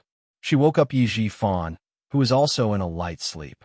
After hearing Yi Ying tossing and turning again, Yi Jifan's deep voice came from the rumbling train station. Ying, you need to slowly learn how to be calm, how to restrain your edge, strengthen yourself in the dark, accumulate strength, and wait for the best time to amaze the world. Dad has said this countless times, but you don't seem to be listening. She had only met Yi Qian once, and they hadn't even exchanged a few words, but she had already lost her cool. Yi Jifan thought about Yi Qian's behavior during the day. Yi Qian's expression was calm. Even when he was talking to Yi Jifan, Yi Qian had a slight smile on his face. Regardless of whether it was his expression or his tone, he was calm and composed, as if he had forgotten everything that had happened in the past. He had to admit that Yi Qian was indeed much more outstanding than his daughter, Ying. Even if he didn't want to admit it, he had to. He didn't know when his niece, who had to make a living in the hands of his family, had changed from a cowardly girl who had no opinions of her own. She had become a powerful character that even her uncle had to take a few steps back. Her strength was not in the sense of being aggressive. Once someone offended her, she would immediately retaliate and let the other party understand that she was not an orphan who could be easily bullied. This could be seen from the countless times Sun Dongxing had suffered in her hands. Fortunately, she was not powerful in the sense of being aggressive. Otherwise, the incident at the start of school would have caused Ying to be unable to continue studying in school. Ying, you have to admit that she is more outstanding than you right now, and you have to clearly understand that her excellence is far beyond what you can compare to now. She went abroad to win awards and persuaded the Chinese to set up a charity organization called Outstanding Student Scholarships. Ying, ask yourself, if you had gone abroad to compete, would you have achieved what she has today? Chapter 250. Have you ever thought of asking the Chinese to step forward and willingly fork out money to share the burden of the country? No, you don't have that kind of ability. So, no matter how jealous you are, you can only endure it, because you're not as good as Yi Qian. As a father, Yi Jifan was definitely a qualified father. As a father, he seriously taught his daughter how to plan step by step. How could he win people's hearts? But the bad thing was that Sun Dongxing's personality and way of dealing with things had more or less affected Ying. It wasn't too late to teach her now, but unfortunately, Yi Jifan only taught his daughter how to scheme. He didn't teach her how to be a proper person. One had to know that not everything in this world could be obtained through scheming. Ying didn't say anything. She just listened quietly.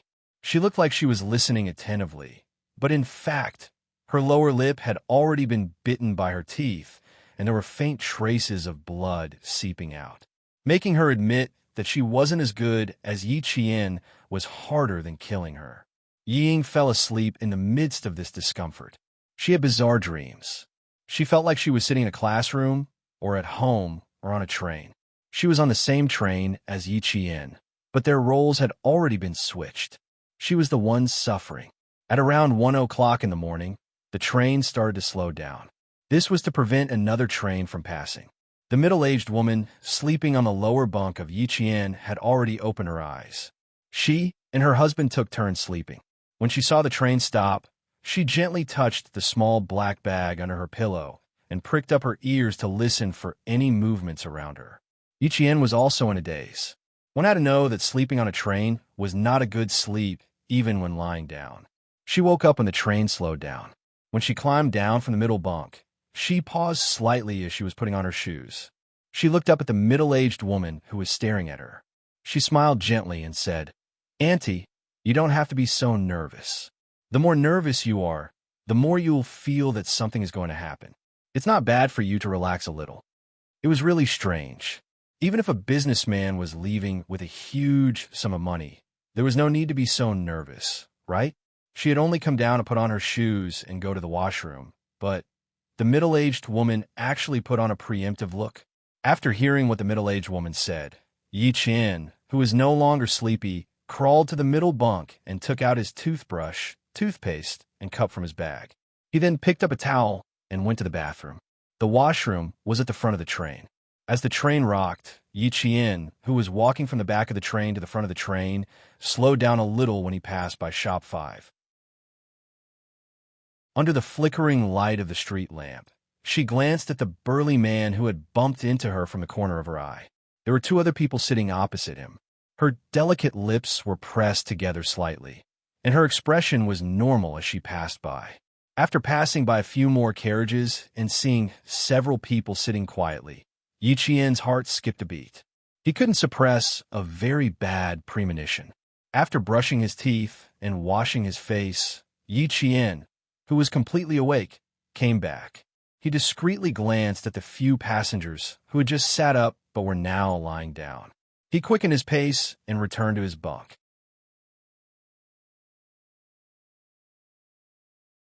Chapter 251. There was not a single person in the front or back cabin. She wanted to ask the train attendants to keep an eye out, but they couldn't find anyone. This time, Yi Qian didn't disturb Principal Chun. She lay quietly on the bed and didn't fall asleep again. At 2 o'clock in the morning, when the train stopped again, Yi Qian, whose nerves had been stretched taut, quietly listened to her surroundings. About 15 minutes later, the train finally began to move slowly in silence. At 2:30 in the morning, everyone on the train was already asleep. Even the people on the hard seats were sound asleep. Not long after, Yi Qian heard the door between the carriages close with a creak. She quietly opened her eyes, and her left hand subconsciously touched the silver thread on her right wrist. "Don't move yet, girl." Principal Chin's voice came from the neighboring bunk. "Let's see what's going on first." As he said that, he pointed at the middle-aged man and woman on the lower bunk. In the dim light of the train, he made a gesture, telling Yi Qian not to disturb the other passengers. Obviously, Principal Chin also felt that something was wrong. Nodding slightly, Yi Qian remained in her original position, waiting to see what would happen. It was deep sleep time. Yi Qian could hear the middle-aged woman, who had been on high alert, couldn't stand the sleepiness of the night. She was snoring in her sleep. She was exhausted earlier, so it was normal for her to be in a deep sleep now.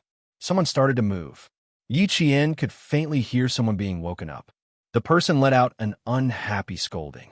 In less than half a second, the scolding turned into a frightened shout. "What are you doing?" It was very loud, but it was covered up by the rumbling of the train. Only the neighboring bunks were disturbed. The people sleeping in the bunks behind didn't react at all. They didn't know what was happening in front of them. They were all in deep sleep. Robbery. Principal Chun sighed softly. Every time there was a holiday, there would be a lot of trouble on the train. "Girl, don't act rashly later. To catch bandits, first catch the ringleader. Wait until we know who the ringleader is." It was impossible to ignore it. Principal Chun had also brought a sum of money with him to purchase books from all the schools in the province. The passengers in the first shop were all alarmed. Faced with the steel pipes that were shining in the dark, no matter how angry they were, they could only obediently take out their money and hand it over. "Motherf asterisk cur, that's all. Take off your pants for me." Someone only handed over a few yuan, which angered the robber who collected the money. He slapped the robber and shouted, "If I find out that you still have money on you, I will stab you to death. You guys are out of control." Seeing someone being hit, an old man couldn't stand it anymore. He stood up and said something. When the robber saw this, he slapped the old man's face and said fiercely, "Old thing, if you dare to say another word, I will kill your grandson." The old man had a 3-year-old boy with him. Being threatened like this was equivalent to grabbing his weak spot. Yi Qian's hands slowly clenched. Hitting an old man, threatening a child's life. They were really out of control. This slap on the old man's face also shocked the passengers who had been woken up. At the same time, they saw the steel pipes in the robber's hands. Some people wanted to stand up and criticize them, but they retreated because of the weapons in their hands. Chapter 252. Yi Qian got up and listened to the commotion around him. He whispered to the middle-aged man, who was clearly alarmed but did not move, "Uncle, you have a cell phone. Hurry up and call the police." His figure moved slightly. Yi Qian only saw him secretly stuffing something into the pillow cover. Then, he continued to remain motionless, as if he did not hear anything. It was obvious that he did not want to get involved, and he did not want the robbers to know that he had a cell phone. Yi Qian, who did not say anything else, smirked. Did he think that he could protect himself by doing this? Did he think that he could just sweep the snow in front of his door and be safe? How naive. The commotion in front was originally carried out in secret. When someone did not cooperate, the robbers, who were initially acting in secret, suddenly picked up the steel pipes in their hands and began to hit the bunk beds violently, producing a series of terrifying banging sounds. It also woke up everyone in the carriage. A few young people, who were in deep sleep and did not understand what was going on, cursed, "You want to die," and then went silent. In the darkness, the steel pipes occasionally glinted coldly. The young people, who did not have any weapons in their hands, chose to remain silent. "Put all your money on the bed. If you don't behave, wait to be beaten. Let's see if your bones are harder than the steel pipes in our hands." The robbers, who were originally coming in one by one, saw this. As they walked, they used the steel pipes to hit the beds in the entire carriage. They wanted to wake the passengers up first.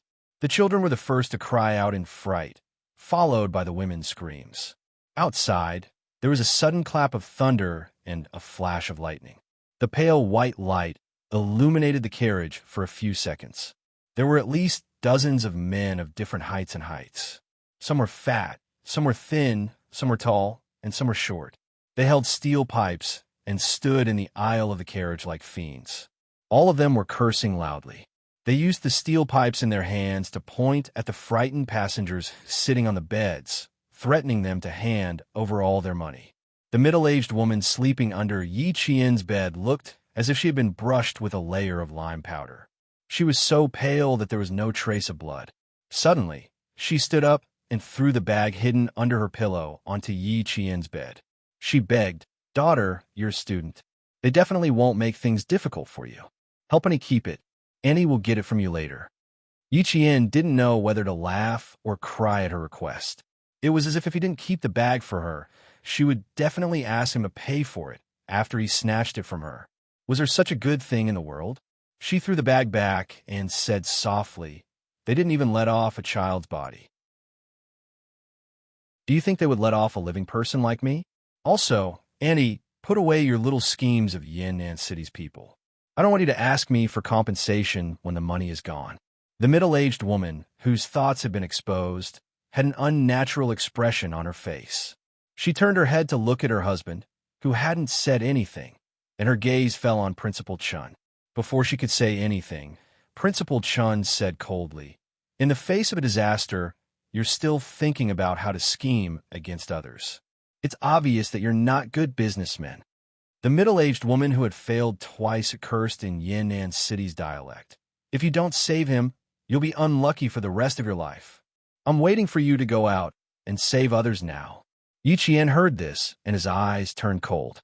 He looked at the middle-aged woman coldly and said in a deep and cold voice, "If you dare to take a step back later, you'll be unlucky for the rest of your life." Chapter 253.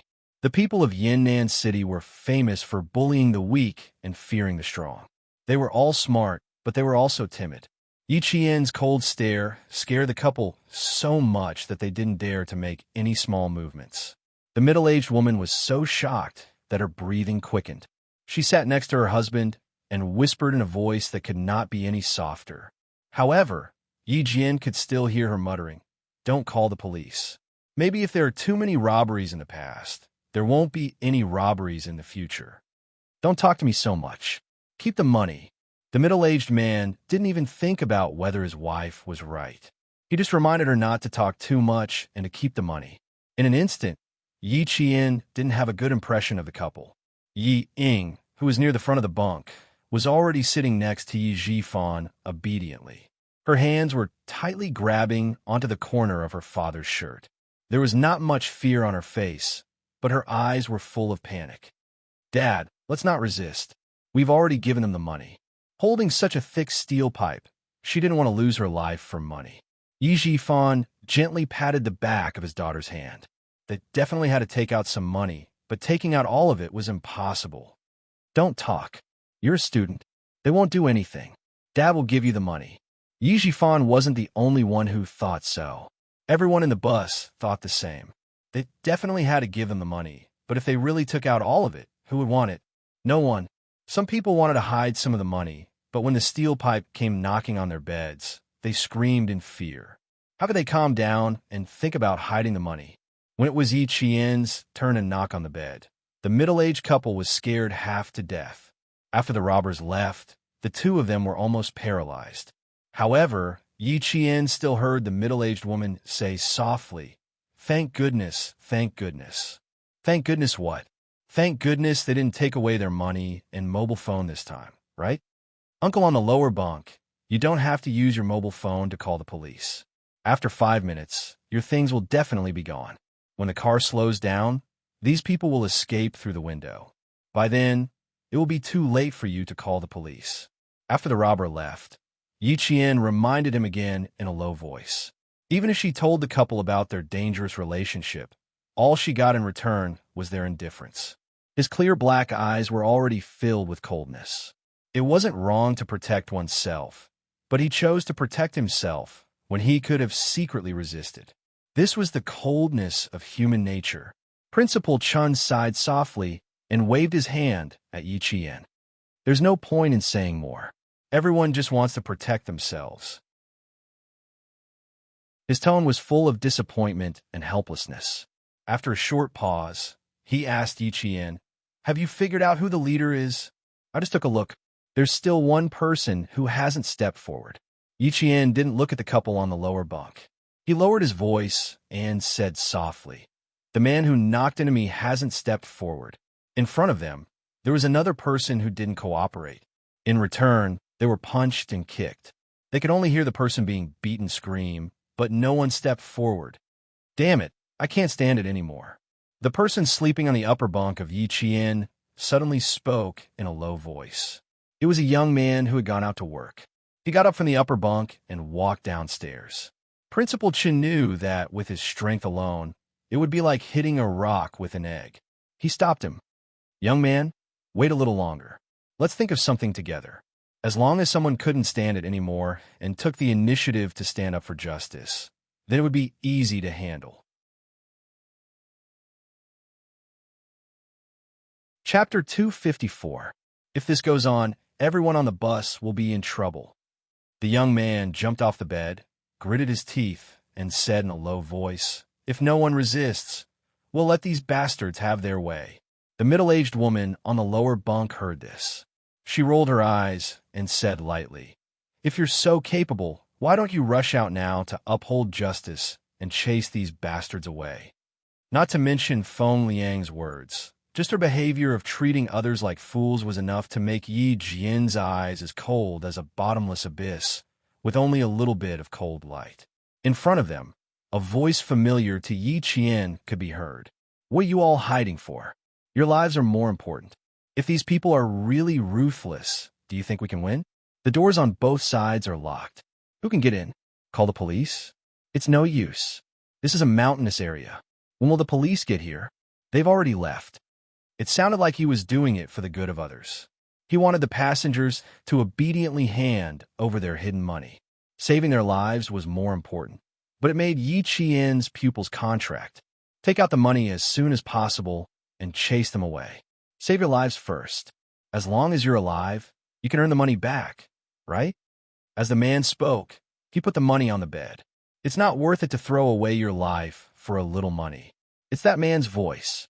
He's persuading them to hand over the money. When Yi Jian recognized the voice, a faint smile appeared on her face. He's right, but he's also wrong. This place is indeed a little far from the next station. Based on the current speed, It'll take about half an hour to get there. That means they have about 20 minutes to ransack the entire bus. Yiqian looked at the young man standing beside him and laughed quietly. Brother, what you need to do is very simple. There's a cell phone under this uncle's pillow. Borrow it and then call the police. This kind of thing requires the police to step in. He emphasized the word borrow to tell the young man not to borrow it properly, but to be forceful. They were all standing together. Yi Qian spoke softly, and the middle-aged woman naturally heard every word. She was so angry that her body started to tremble. She gritted her teeth and said softly, "How dare you? All right, if you dare to snatch it, it means that you are with them. Old Liu, hold on the phone properly. This girl's heart is black." The next bus would arrive in 30 minutes. It would be great if the people in front didn't cooperate, because this way, they definitely wouldn't be able to snatch it from their side. When the police came, what if they alerted these robbers who valued money more than their lives? What if they paid with their lives? Yi Jian, who was looking around, seemed to know what she was thinking. Her light chuckle was filled with coldness and ridicule. You want to keep the money, but you also want the robber to leave on his own accord. Andy, don't be too optimistic. If you call the police after they've ransacked everything, that'll be a real loss. You won't be able to get a single cent back. These words were a real threat to the robbers. Principal Chun didn't say anything to stop them. He let Yi Qian intimidate the couple by himself. When the middle-aged man heard this, he said softly, "Block them for me. I'll call the police." He didn't feel at ease leaving the cell phone in someone else's hands. The commotion in front was getting louder and louder. The robbers knew they didn't have much time. They pointed metal pipes at the passengers and threatened them as fiercely as they could. Not only were the children crying in fear, even the timid women were crying.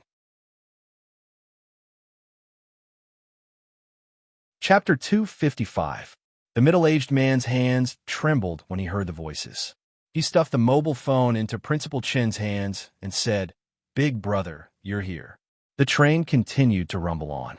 The Yuan City Police Station dispatched dozens of police cars on this rainy night.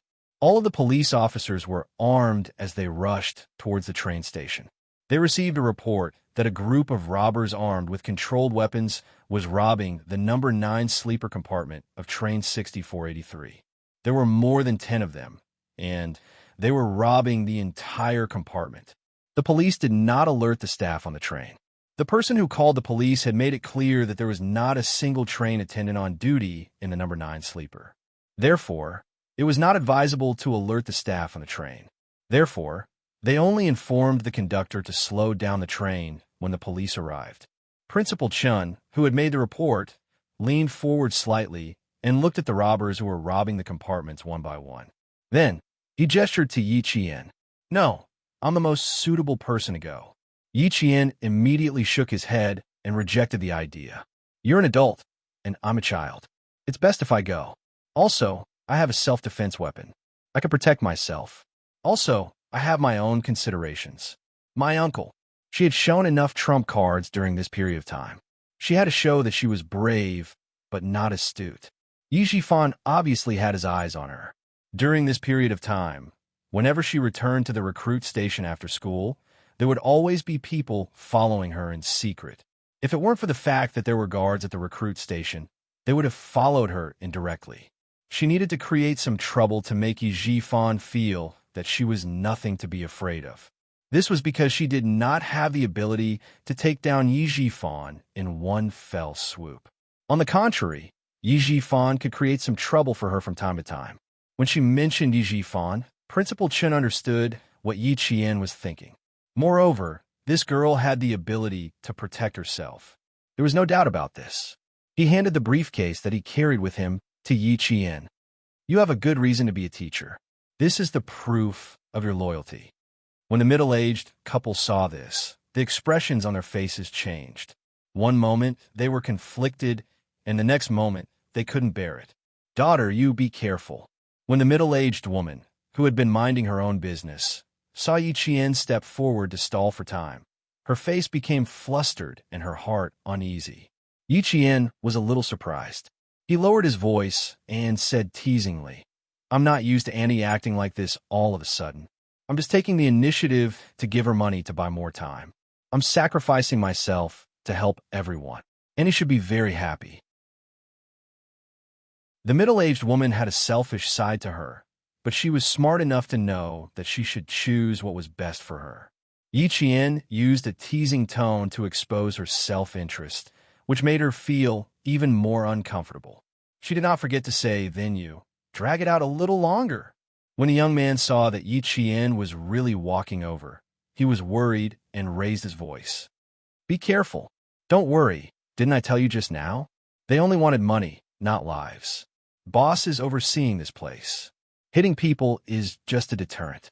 If someone really dies, they won't be able to bear the consequences." It was because of this point that she dared to step forward.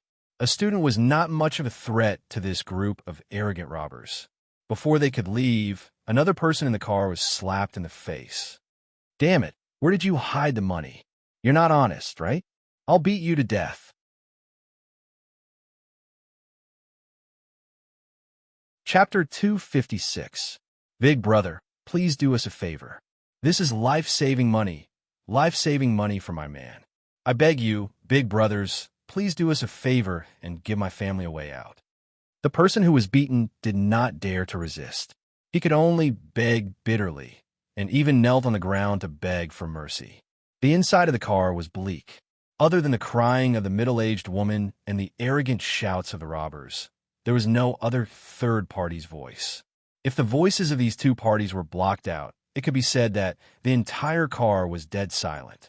"Please, big brothers, my man is the pillar of the family. I only managed to get this money by pooling it here and there. Please, big brothers." The kneeling middle-aged woman kowtowed heavily and begged. But no matter how much she kowtowed, all the life-saving money on her was taken away without leaving a single cent. At the same time, the robbers laughed loudly. "Not bad. 5,000 yuan is a large sum." After counting the money, he laughed mockingly. "We don't have any money either. We're waiting for your money to save our lives. Your man's life in exchange for more than 10 of our lives. You're doing a good deed. Haha." On one side, there were miserable cries, and on the other, there was unbridled laughter. The two extremes of laughter made many people secretly clench their fists. The mournful cries were too tragic, making everyone's heart tremble. But what was the use? Because no one stepped forward. If they helped her, if their own lives were threatened, who would stand up for them? When the middle-aged woman saw that no one stepped forward to help her, she asked for help from the people nearby. "Big brothers and big sisters, please help me. That money is really life-saving money for my man." Who dared to agree? No one dared. No one dared to step forward. Even if someone dared to step forward, they would be secretly held back by the people in the same line, who would quietly warn them not to go out. After all, the robbers had weapons in their hands. If they were stabbed, they would lose their lives. All the exits were blocked. They could not even run out to ask for help. Ying was so scared that she curled up and only dared to take a few glances out of the corner of her eye. Coincidentally, the robber's flashlight swept over. Her heart skipped a beat as she saw the middle-aged woman who was kowtowing crawling towards them on her knees. "Dad, raise your leg. Quick, raise your leg."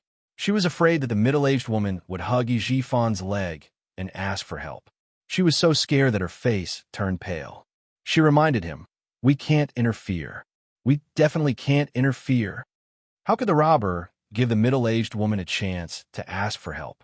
Seeing that she was blocking his way to collect the money, he directly swung the iron pipe at her back. Just as the steel pipe was about to fall, a slender figure suddenly stumbled and fell. At the same time, she coincidentally knocked away the robber holding the steel pipe. Mother of Asterisk, who is it again? The robber who had been knocked away reacted and was about to hit the person who had tripped over with a metal pipe. The robber who had pushed Yi Qian over laughed out loud. "What are you hitting him for? He's just a student. He's scared and took the initiative to give us money. What kind of job is this? Jay, is there? He who understands the situation is a wise man." Yi Qian stood up. She chose the right words to express her fear and make others think that she was pretending to be calm. She said, "We'll give you the money. Can you return the money for saving this Annie's life?" Yi Ying, who was next to Yi Jian, was stunned when she heard Yi Jian's words. When she came back to her senses, a strange smile appeared on her face. She overestimated herself. Did she really think that she was omnipotent? Chapter 257. Yi Jifan, who had already paid to avoid the disaster, looked even more serious than before. A few days ago, when he went to Liao Yud's house, his son, Liao Jian, heard them secretly discussing Yi Qian, and he mentioned something. He said that when Yi Ying arranged for him to go to the city to do something to Yi Qian, he didn't expect to be accidentally discovered. What scared him the most was that he saw Yi Qian climb from the first floor to the 7th floor with his bare hands, and then down from the 7th floor in the blink of an eye. He also mentioned that he had 2 delinquents follow Yi Qian, but the next day, the 2 delinquents were rescued by villagers and tied to a tree for an entire night. Yi Qian had a very good relationship with the military, could it be? Yi Jifan faintly guessed a possibility, and his gaze became even colder than when he personally handed over the money. If this girl really trained well in the military, was smart and capable, and had good skills, it would be even harder for Ying to surpass her then. Ying would have even less of a chance of marrying into a rich family. Ying was so excited that she clenched her fists. The more this damned girl talked, the more trouble there would be. Just wait for these people to deal with her. As he helped the middle-aged woman up, Yi Qian secretly glanced at Yi Jifan.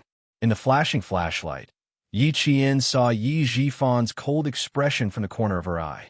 She knew that Yi Jifan was paying attention to her, as she guessed. That day at school, after thinking about it, she was too aggressive and should have restrained herself. With a slight sneer, Yi Qian said to the robbers in a negotiating tone, "If we give you our money, then can you return this Annie's money to her?" Ying almost laughed out loud when she heard this. She even dared to stand up and show off her ability to deal with robbers robbing her of her money.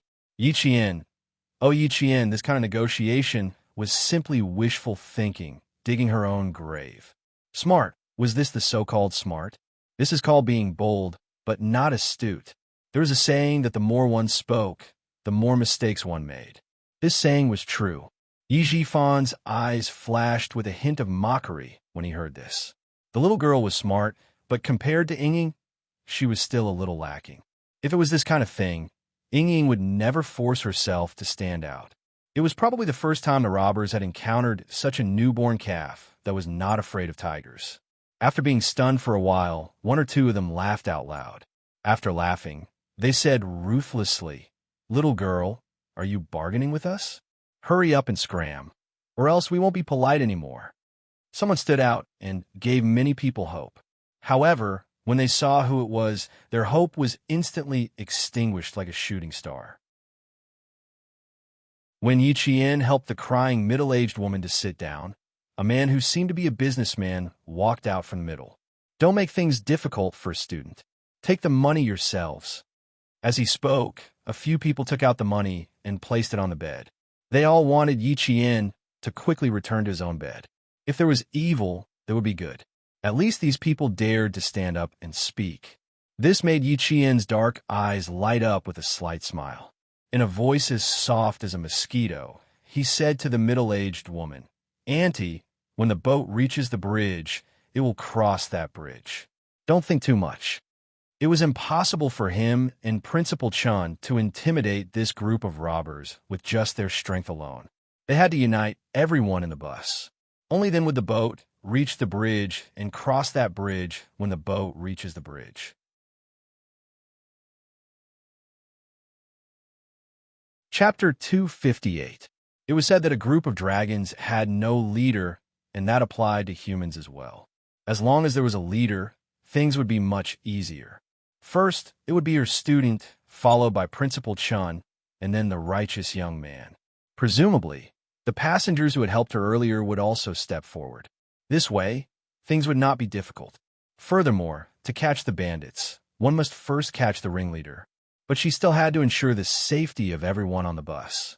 Xia Jinyuan had once told her to never give the other party a chance to retaliate. The best way was to lead these people to the back and separate them from the passengers, so that they would not have a chance to take hostages to retaliate. Money was bait to the robbers. The more enticing the bait was, the higher the chance of them taking the bait. Yi Qian opened his bag and took out a few thousand yuan. My uncle said that if you go to the back and talk to him, he will give you more money. He took out a few thousand yuan in one go. The first round of bait had already aroused the robber's desire. Now that the second round of bait had been put out, it was time to see if he could lure out the real boss who had not made a move until now. Principal Chun stepped forward and coughed softly. He said unhurriedly, "Come over here and talk. Don't scare the others. Besides, even if you rob everyone on the bus, you may not have as much money as I have. Who is the boss? Please come out and talk for a while. Money is not a problem, but if you hurt people, it will not be pleasing. Come, girl, come back first.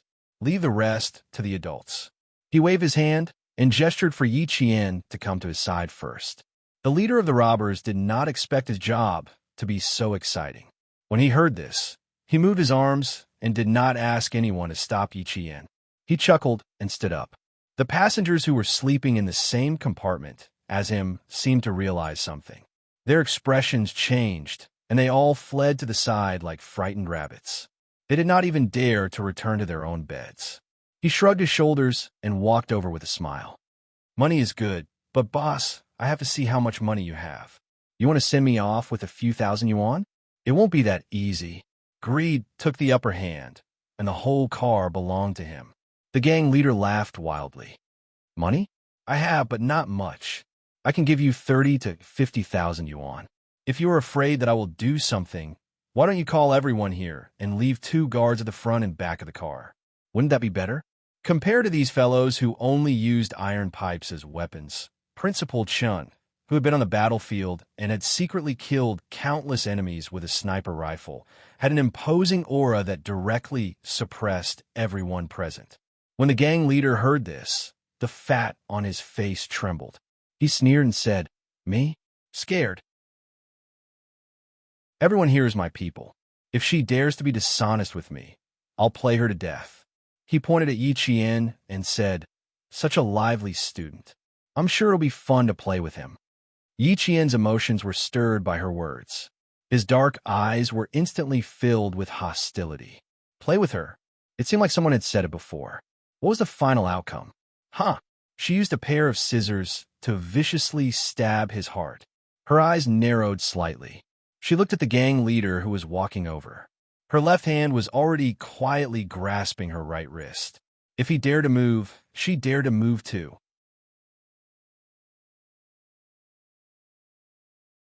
Chapter 259. She didn't hide her hostility from Principal Chun, who used to be a sniper. Seeing this, he gently patted Yi Qian's shoulder and motioned for her to go to the back of the carriage. Let the passengers at the back come to the front. This child, sometimes it felt like she had a lot on her mind. Just like just now, one sentence from him made her want to kill him. She had to continue polishing him. He and Uncle Jin would only feel more at ease on the battlefield if she could control her emotions and desires. If a girl didn't polish herself, how could she survive on her own? This was what Uncle Jin and Principal Chun thought. They both hoped that even if they weren't around, Yi Qian would still be able to live a wonderful life on her own. And this wonderful life had to be achieved by her own hands, not by relying on others. The two elders had been cultivating Yi Qian's independence, so much so that it gave Xia Jinyuan a headache. At that time, Yi Qian really lived a wonderful life, so wonderful that she thought that a life without love would be more perfect. The gang leader didn't care about the old and the young. He walked to the back of the carriage and blocked Yi Qian and Principal Chun. "Old man, don't play tricks with me. Hand over the money obediently. Don't worry about anything else." There wasn't much time left. When the gang leader saw this, his eyes, which were squeezed by the fat on his face, flashed fiercely. He grabbed a metal pipe from one of his underlings and pointed it at Principal Chun. "Hand over the money. Quick." He then said to the other robbers, 3 minutes. Hurry up. They were going to rob him. When the young man sleeping on the upper bunk of Yi Qian heard this, he gritted his teeth and picked up a thermos filled with hot water. He shouted at the top of his lungs, "What are you waiting for? Are you really waiting for them to rob you?" After that, he pulled the cork out of the thermos and looked like he was going to pour the hot water out at any moment. Once someone stepped forward, it was like a butterfly effect. A few of the passengers who had wanted to step forward reacted quickly. They picked up the water bottles on the ground, and some even took out fruit knives as weapons to resist. When one person stepped forward, a second one followed. There was no lack of men in the carriage, especially those who had not been robbed of their money. They did not hesitate to step forward. The train was already slowing down. The robber, who was observing the surroundings, shouted loudly, "Boss, the train is slowing down. We haven't King arrived yet." The rest of the passengers had yet to realize what was going on, and even the gang leader had yet to understand what was going on. In front of them, someone gently knocked on the glass of the carriage door, and a piece of paper with words was stuck on the glass. When the robber who was guarding the front saw this, his expression changed greatly. He turned around and ran back. "Big brother, there's a situation. Let's go." The robber who had been standing behind Yi Qian and guarding the carriage door rushed out in a panic. "Boss, let's go. The car is going to stop. The car is going to stop." At this moment, the police of Yuan City were already waiting with guns on both sides of the railway. As soon as the train stopped, they would immediately surround Carriage 9. Everyone in the carriage knew that the police were in front of them. When they confronted the robbers, they were no longer as afraid. In just a minute, the entire carriage was in a standoff. The robbers were no longer the dominant party. When the gang leader realized that he had been fooled, his narrowed eyes revealed an ominous glint. He said fiercely, "F***CK, they really played me. They even called the police."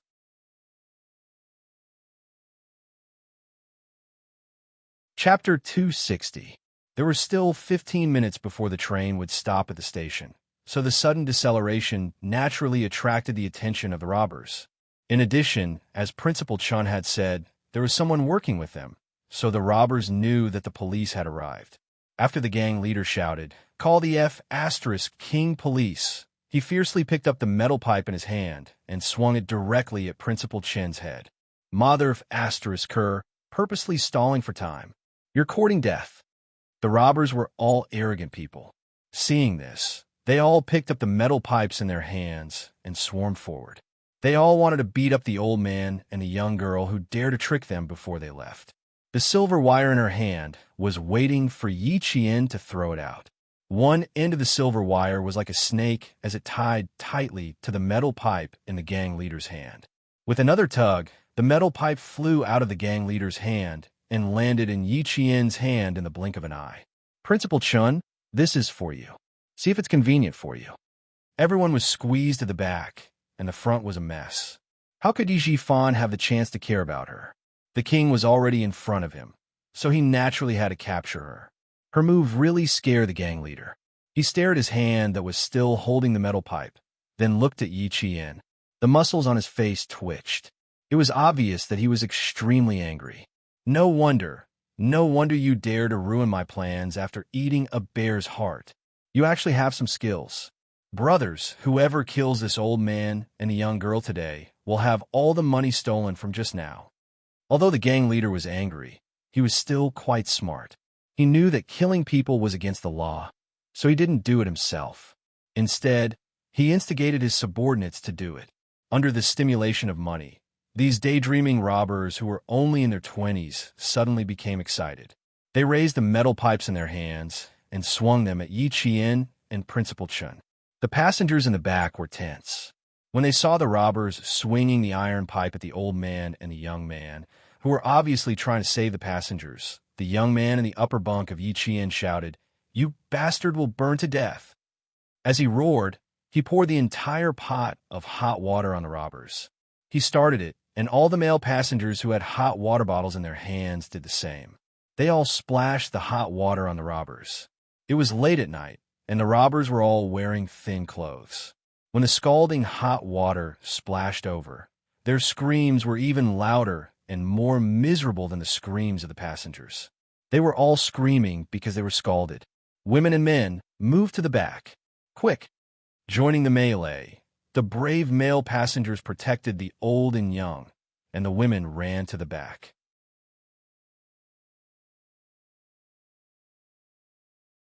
There were also timid men who ran after them.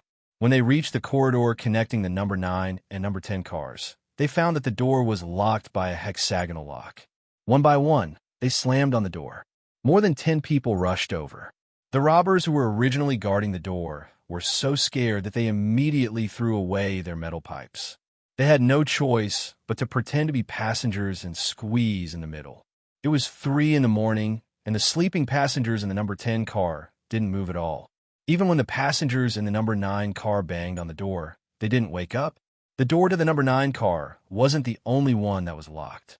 The door from the number 10 car to the number 9 car was also locked. Naturally, someone did it on purpose to not disturb the passengers in the number 10 car. It was unknown which passenger was agile, but after climbing onto the luggage rack, he pushed all the luggage onto the aisle.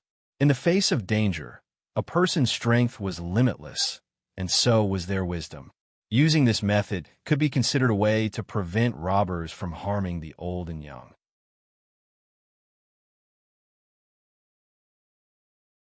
Chapter 261. Some people threw their luggage, while others began to throw the sheets and blankets on their beds. This way, the robbers with metal pipes had no choice but to retreat. My bag. Hubby, our bag. In the chaos, a woman's scream was always the most penetrating, comparable to the sound of a war drum. But no one cared, and it seemed like no one heard her. Even if they did, who cared about bags at this time? Beating the robbers away and letting the police take them away was the most important thing. Ying, who was closest to the middle-aged woman, had been stepped on countless times and elbowed her in the chest countless times. She couldn't help but yell back, "You're still worrying about your bag? Is there something wrong with your brain?" A thin blanket suddenly covered her head. She, who was plunged into darkness, subconsciously tried to pull the blanket away. Suddenly, something hit the blanket heavily and repeatedly. A robber climbed onto the luggage rack and started beating people up. Ying, who guessed it, didn't dare to pull the blanket away. She didn't know who had kindly covered her with the blanket, but she grabbed it tightly with both hands and kept squeezing her whole body back. The middle-aged woman who had called out, "My bag," was also under the blanket. When she realized that there was someone on the luggage rack, she instinctively reached out to grab the blanket to protect herself. Who knew that Ying, who was struggling to breathe, would grit her teeth when she realized that she wasn't as strong as the middle-aged woman. She grabbed the blanket with one hand and used the other to push the unsteady middle-aged woman forward. The middle-aged woman, who wasn't on guard against her back, fell forward under Yi Ying's force. When the robber who climbed onto the luggage rack saw this, he raised his metal pipe and swung it fiercely. The middle-aged woman screamed, and Yi Ying's heart skipped a beat. Yi Qian and Principal Chun fought against the robbers and tried their best to protect the passengers. Yi Ying, on the other hand, was thinking of ways to save her own life and let others suffer. "Boss, let's go. It'll be too late if we don't leave now. The train is about to stop." The train was slowing down. After the robber who was guarding the train opened the door, he shouted at his companions who were fighting in the chaos, "The door is open. Let's go." More than 10 robbers faced more than 20 male tourists. The sound of metal pipes, loud roars, and the sound of metal clashing against metal drowned out the sounds of the robbers opening the door. Yi Qian had been staring at the 2 robbers who were guarding the train door for a long time. When he saw that they had opened the door, he kicked them off the train without saying a word. At this speed, they would at most suffer some pain from a fall, but they would not fall to their deaths. Moreover, her focus was not on a few small fries, but on the gang leader who had just arrogantly said that he would do something to her. If she captured the king, she would not be afraid that the police would not be able to catch the small fries. As the train slowed down, the dim street lights on both sides of the railway were no longer flickering. The light that shone into the carriage allowed them to see more clearly, making it easier to fight against the robbers. It also allowed Yi Qian to see the gang leader who instigated the kids to charge forward while he himself retreated, looking for an opportunity to jump out of the car. Let's get off first. This place is small, so it's not easy to use. After seeing through his intentions, Yi Qian smiled at Principal Chun, who had no problem subduing a few small fries, and said, "It's easier to stretch our muscles when we're outside." If she did not capture the gang leader who said that he would do something to her today, then all her hard work over the past 6 months would have been in vain. Without blocking the escape route of the robbers, Yi Qian pretended to retreat and jumped out of the train with Principal Chun. Then, a few other robbers also jumped out of the train and fled.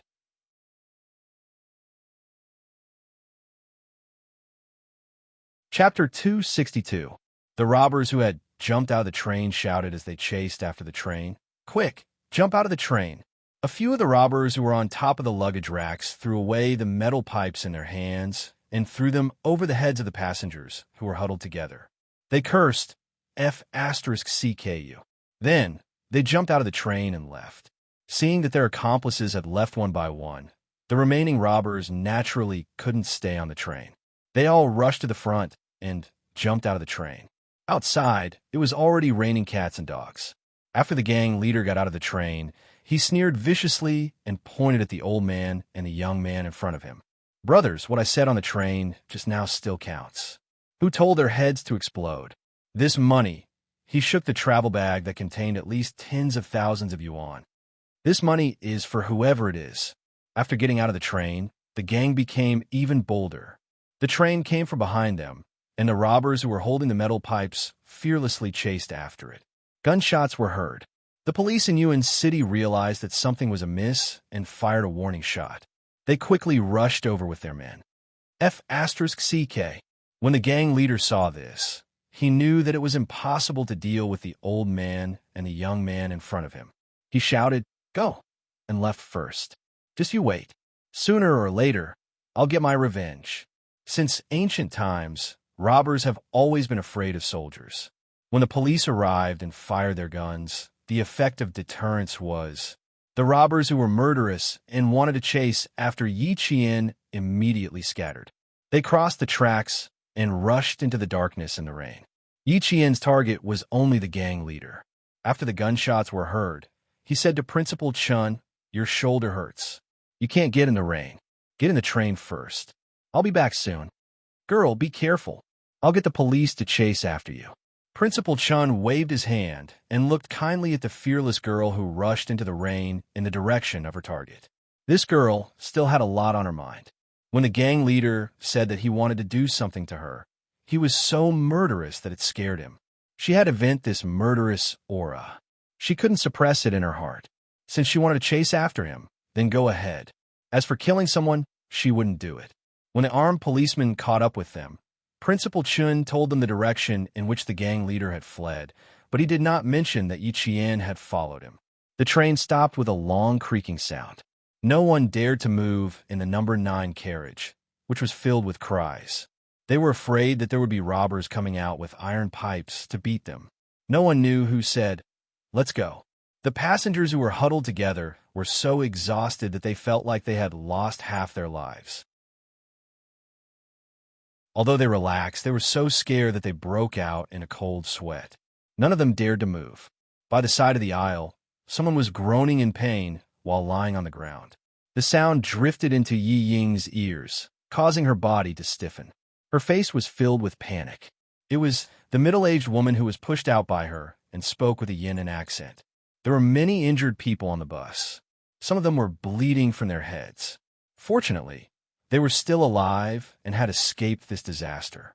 Money, my husband's life-saving money. Among the passengers, the woman who remembered to give her husband life-saving money ran over while crying. The aisle was filled with luggage. She crawled on all fours to get her money back. She was not the only one who had suffered losses on the bus, but she had lost the most money. Before she could walk out, she was stopped by the police who rushed in and quickly arranged for the police to understand her situation.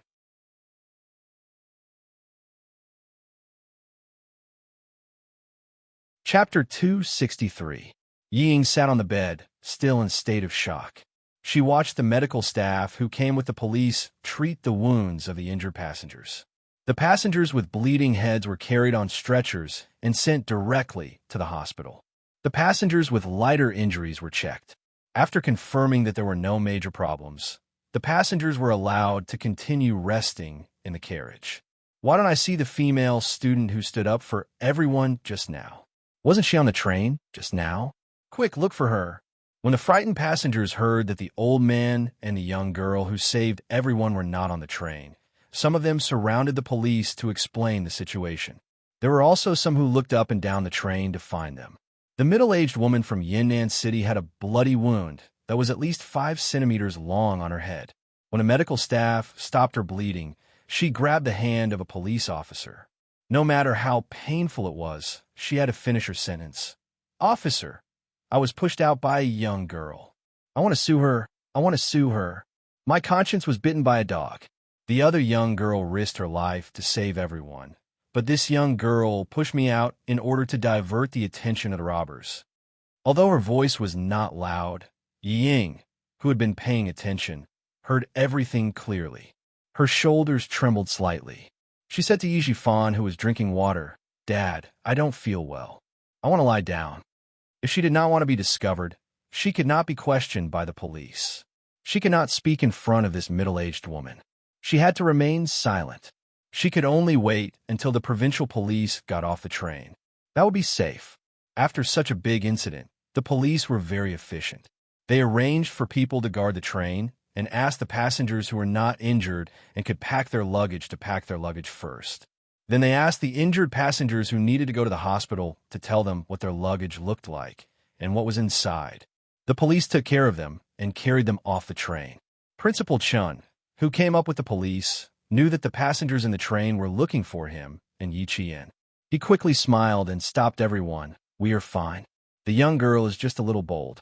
She was also frightened when she was forced to jump out of the train. She is now resting in the conductor's lounge. Thank you for your concern." Hearing this, the people in the carriage let out a long sigh of relief. The middle-aged woman who was lying on the stretcher and preparing to get off the carriage was also ashamed. "Big brother, you and that little girl, I will never forget you in my life." At the last moment, he gritted his teeth and said, "And that little girl who caused me to be hit by the metal pipe, just you wait." This was the attitude of someone who swore to pursue the matter to the end. The train did not move, and the passengers squeezed into the hard seats woke up from the heat. When the windows were opened, the wind and rain from outside blew in, bringing with it a chill that made many people fall asleep. No one paid much attention to what was happening in the heavy rain with thunder and lightning. As for why the train stopped, everyone was already used to it. The rain showed no signs of stopping. While the police were dealing with the matter in the 9th carriage, the police arrested several robbers in the rain and escorted them into the police car. The gang leader who was stopped by Yi Qian was no longer as arrogant as before. His wrists were tied tightly by something that he could not pull off no matter how hard he tried. The high school student who stood in the dark like a ghost did not make a sound from the beginning to the end. He just chose to hit different places. Chest, lower abdomen, knees. He hit wherever it hurt the most. He hit him until he was afraid.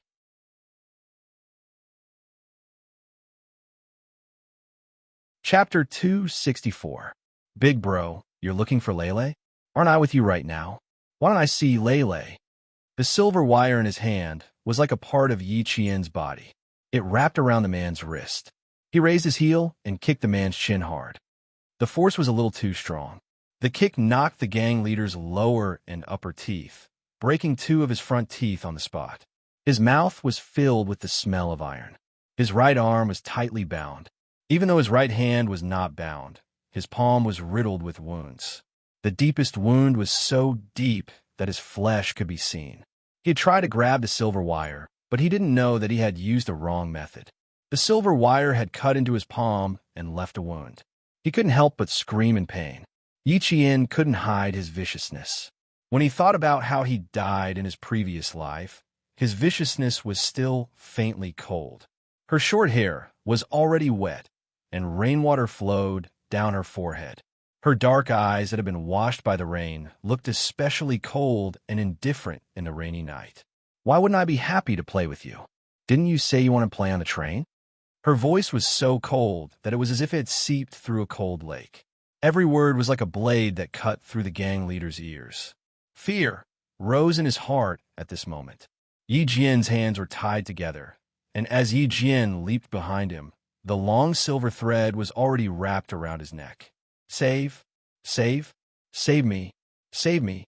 The silver wire continued to tighten, but his hands were also entangled by it. The more it tightened, the more his hands were pressed against his neck. He didn't dare to use any strength. If he used his hands, the silver wire would dig into his flesh and wrap around his wrist bones. His feet had only taken half a step forward when the back of his knee was ruthlessly kicked. The kick caused him to stagger and fall to the ground on one knee.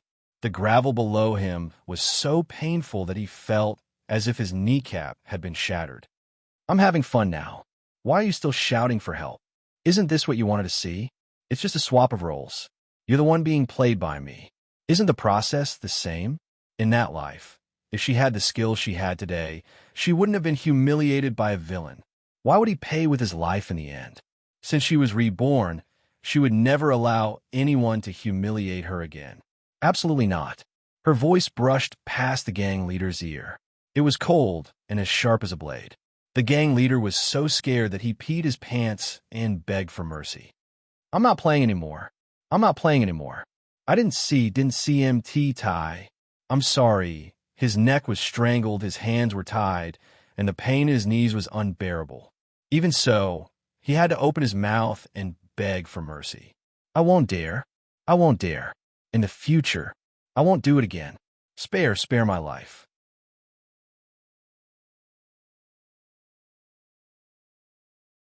Beg for mercy. I don't dare offend. Help. Yi Qian, whose eyes were cold and fierce, blinked lightly. His eyes were a little sore, and then warm tears washed down his cheeks along with the rain. It was as if something heavy had been lifted from her shoulders, causing her shoulders to relax completely and her back to straighten completely. A strong flashlight shone over. It was the police who were chasing after the culprit in the rainy night. There were about 5 of them, and they were closing in on them in an outflanking manner. Yi Qian slightly exhaled a mouthful of turbid air. His pursed lips curved slightly. As the vicious aura around him quietly dissipated, the resentment and hatred in his eyes also disappeared with a smile.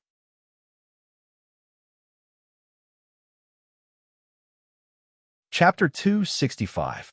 The police's voice, strong footsteps. The flashing lights were frightening in the eyes of the robbers, but it made Yi Qian feel as if his feet, which had been stuck in a quagmire, had finally been pulled out. In her previous life, it wasn't that no one had saved her, but she wasn't that lucky. You're very lucky. If the police had come any later, I don't think you'd have survived. Yi Qian let go of the silver wire and smiled coldly as he retracted the silver wire that could save his life or kill him. As the robber gasped for breath on the ground, Yi Qian picked up the black bag filled with money that had been washed by the rain and walked into the darkness. In this life, the outcome of her previous life would not be the same. In this life, she didn't have to worry about being humiliated to death, and she didn't have to worry about whether or not someone would come to save her when she was in danger. Because she could finally use her own abilities to defeat the person who dared to humiliate her, making him unable to fight back. And she could finally walk out of that shadow, feeling relaxed and satisfied. The train had stopped for nearly 20 minutes and would leave in another 10 minutes. Principal Chun, who had changed his clothes, sat quietly in the conductor's lounge, listening to the cries and laughter of the passengers in carriage number 9. He looked through the window to see if there was a stubborn figure under the streetlights.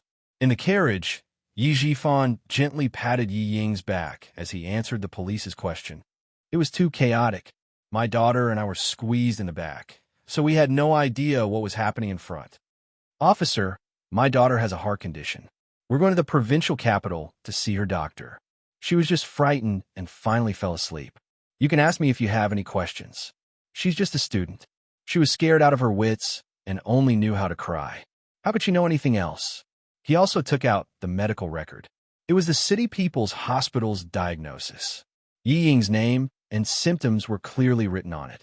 The police flipped through the medical record and returned it, then asked if he wanted the medical staff to examine it. Yi Jifan declined, saying that it was inconvenient for him to sleep. After the police left, Yi Jifan frowned and said coldly, Ying, you always do stupid things at inappropriate times. You think it's flawless, but it's actually full of loopholes. Yi Ying, who was lying on her side and pretending to be asleep, clenched her fists tightly under her thin back. She did not answer and only kept her eyes open. The fear in her eyes slowly disappeared after the police left. I'll go check on Yi Qian. She hasn't shown up yet. Yi Jifan knew that his daughter was definitely listening, but she had always been arrogant and thought too highly of herself. Just based on this, she was inferior to Yi Qian. Just as the woman from Yan'an City had said, even he had to admire Yi Qian's bold behavior. In that case, what gave her the confidence to be so daring? Not bad at all. Support from the army? Principal Chen's arrangement? He needed to personally verify and inquire about it. When he walked to the conductor's lounge, he saw that the curtain was drawn, blocking the glass so that he couldn't see inside. He placed his hand on the door lock and pressed it lightly. It was locked and couldn't be opened. He knocked on the door. Open the door, Miss Jian. L'uncle see how you are. There was no response from inside, but Principal Chun peeked out from the corner of the corridor. She just took a packet of calming powder from the medical staff and drank it. She's probably asleep now. Beside him was a police officer who was taking down his statement.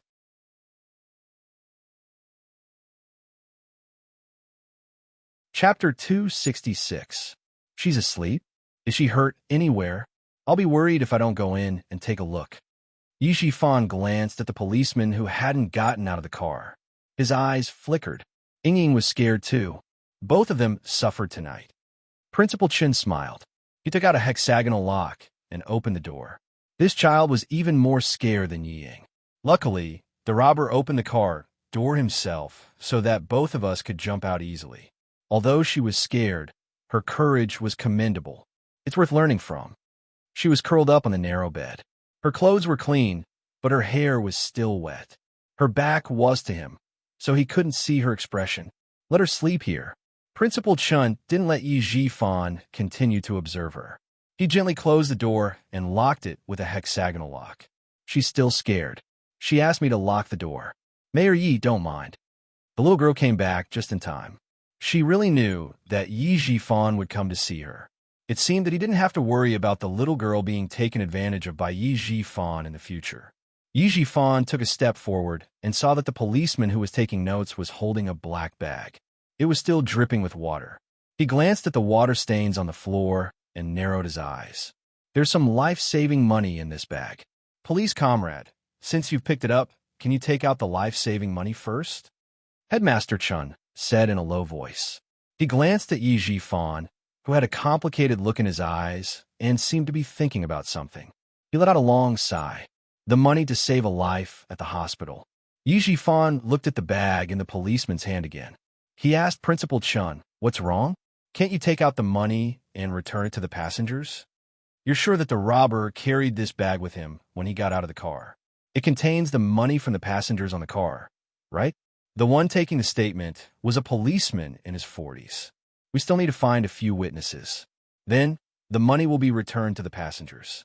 Principal Chun took a step back with a smile and said, I can confirm that this bag was indeed carried by the robber. It also contains some of the passengers' money. As for proof, this Mr. Yi can do it too. Yes, I can prove it. Yi Jifan nodded. He could indeed prove this because there was his money in the bag.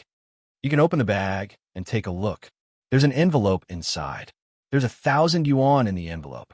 This is the cash that the robbers took from me. There was indeed one in the bag. The policeman looked at it and closed it again. He said to Yi Jifan, okay, come with me.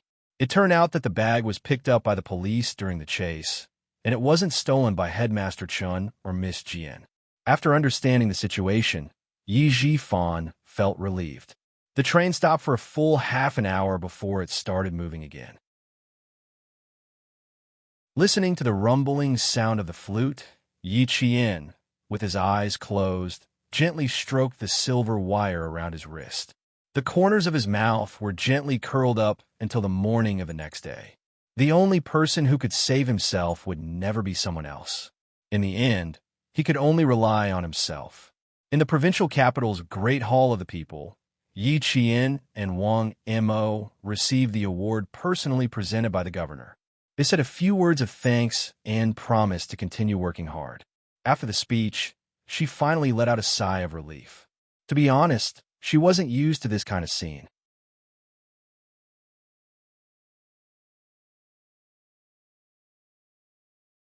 Chapter 267. When it was time to take a group photo with the students who had been selected as Outstanding Communist Youth League member, Yi Jian's eyes inadvertently glanced down the stage and saw an acquaintance that she was not very familiar with. At this moment, his iconic peach blossom eyes were winking and smiling at her. Han Zheng, why is he here? Could it be that Major Xia is here too? He subconsciously looked around but didn't see any familiar faces. The photographer had already asked all the students to look at the camera and maintain a smile. After the flash, the smile was frozen. Han Zheng put down his camera and hummed a little tune. This little girl even dared to stand Major Xia up. This courage, TSK, TSK, TSK, he really admired her. After the photo was developed, should he send it to Major Xia, who was far away in the snowy highlands? Could it be that he could use the photo as a bargaining chip or something? You're not serious? Shut up. Sitting next to Han Zheng, a dignified middle-aged man looked straight ahead and scolded softly. I'll arrange for someone to send you away immediately later. Don't follow me all day. Han Zheng snorted softly and said lazily, Brigade Commander Han, if you agree to let me go now, I'll leave immediately and won't be in your sight for a few years. If you don't agree, I'm sorry, but I still have to follow you. Commander-in-Chief Xia is much more open-minded than you. He knows that soldiers have to be tortured. You should learn from him. If your son is successful, you'll be proud of him as a father. Brigade Commander Han's biggest headache was his only son. He didn't know how many other skills he had, but when it came to tormenting people, no one could beat him. He followed him from the north to the south, and he still had to go to Fujian town. Was this kid going to follow him? Who didn't want their son to be successful? He had to have the ability to do so. Commander-in-Chief Xia's son was taught by Master Xia and was extremely outstanding in all aspects. Last year, he graduated from military school and was sent to the army because of the all-round competition. He won the all-round king of the Southern Province military region in one fell swoop. With this ability, Commander-in-Chief Xia would naturally send his son to the front line without worry. Dad, you don't really look down on me and think that your son is inferior to others, right? Let me tell you, I, Han Zheng, am also a man of indomitable spirit. Back then, you kicked me to military school. Now that I'm finally going to move up, are you going to stop me and make me useless? The transfer order has already been issued. What's the point of holding on to it? Military orders. Brigade Commander Han Zheng. How could Han Zheng not know what his father was worried about? His father was just afraid that he would accidentally die at the front line. After all the students had left the stage, Brigade Commander Han sighed and said, Let me think about it. Then he asked, Why did you keep taking pictures of the girl in the middle? Do you know her? Yes, she's a good girl. Master Xia admires her a lot. Han Zheng lowered his head and looked at the camera. There were still 10 rolls of film left. He would go out and take a few solo photos of her later. Dad, you have 3 days to consider. I'll leave later so as not to bother you. Yi Qian came down from the stage after taking the photo. He glanced at Han Zheng a few times and only looked away after confirming that Xia Jinyuan was not there. When he came down, there were still camera flashes. No matter how bored Yi Qian and Wang Mo were, they still had to smile until the end of the meeting.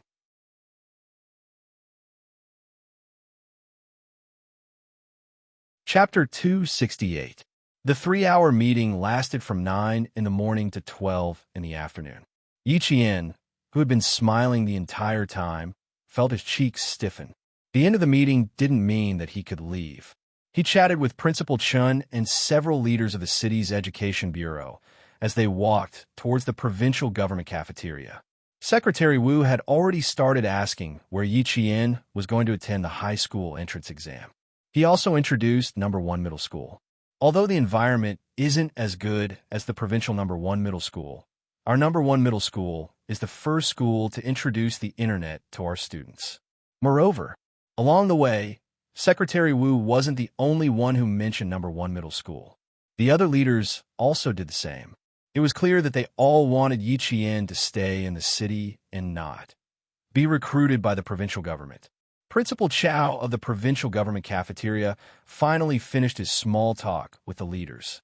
When he walked over, he heard Yi Qian, who the school wanted to recruit, say with a smile, "Actually, I didn't consider going to the provincial government to study. Firstly, it's too far away. Secondly, it's not necessary. You ultimately have to rely on yourself to study. Whether you can get into your ideal university is also dependent on yourself. I don't want to go to a school that's too far away. I'll just study in the city." Principal Chow, who had wanted to say a few more words, sighed softly and said to Teacher Zhu, "She can even give up the opportunity to study in the capital. If she gives up the opportunity to study in the provincial government. Sai, let's go. This girl is a piece of gold. She will shine no matter where she goes. Not going to the capital or the provincial government." To make it easier for him to go home, Yi Qian chose to study in the city. When they were about to reach the cafeteria, Yi Qian saw Han Jing standing under the shade of a tree with a camera around his neck. He had one hand casually in his pocket, as if he was waiting for someone. Who was he waiting for? Yi Qian couldn't help but look behind him, but there was still no sight of that towering figure behind him. He wasn't waiting for Major Xia. Han Jing couldn't help but chuckle as he walked over. Did this girl think that he came with Major Xia? As soon as he moved, Yi Qian immediately whispered a few words to Principal Chun and rushed forward to greet him. Han Jing had no choice but to stop himself from asking Principal Chun about her daily life. He stood under the sun and waited for her to walk over. She was a very vigilant girl who didn't like people getting close to her. From a psychological point of view, this was also a sign of insecurity. That's right, she had no parents, and she was cheated by her uncle's family. It was already very healthy that she didn't develop any world-weary emotions. Last time, young Master Xia asked you to look for me, but you didn't come. As for me, I don't have any other intentions. I just want to see if classmate Yi Qian, who dared to stand young Master Xia up, has any words that he needs me to pass to young Master Xia. So he was here because of what happened last time. Yi Qian smiled and said, "Are you going there too?" The provincial government building occupied a large area. Han Jing didn't lead Yi Qian to the cafeteria. Instead, he brought her to a military car. "I don't know yet, but it shouldn't be a problem. Let's go outside and chat while we eat. You can even write a letter for me to pass to him." Yi Qian, who didn't refuse, quietly got into the car. She didn't say much until she got out. As Han Jing drove, he glanced at the silent girl from the corner of his eye. She was really calm. There was no strange expression on her little face at all. You didn't go, but he rushed over the moment he got off the plane. Little girl, who knows how many girls in the capital want to meet young Master Xia? But you actually stood him up. You're making an enemy out of all the girls in the capital.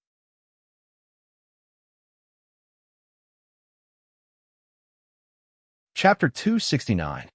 He even went there on purpose? Yi Qian pursed her lips unnaturally and shifted her body. I was in a hurry to go back. I didn't have time to wait for 2 more days. Sigh. Should she write a letter? What problem? She would be lying if she said she didn't feel guilty. He even went there on purpose to see her.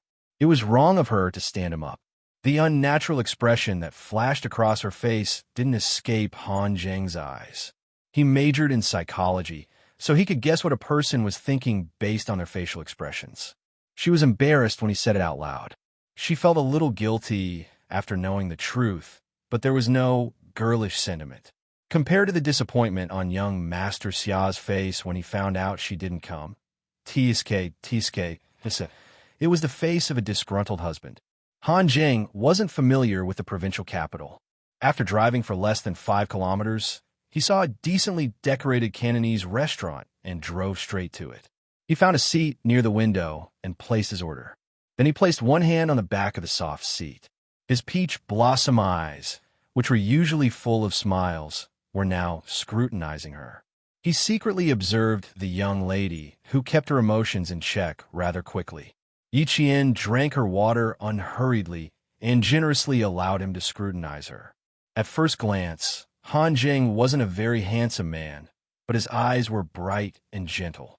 When you stared deeply into the other party's eyes, you could only see his affection and deep doting, as if he were the person he loved the most, the person he placed at the top of his heart.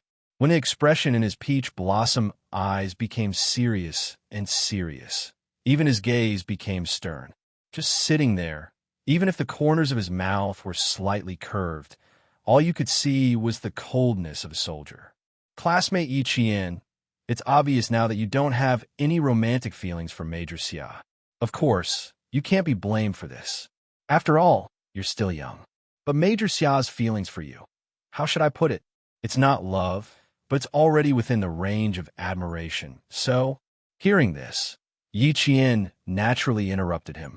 Looking at him, she said with a faint smile, "So I need to thank Major Xia for his appreciation of me.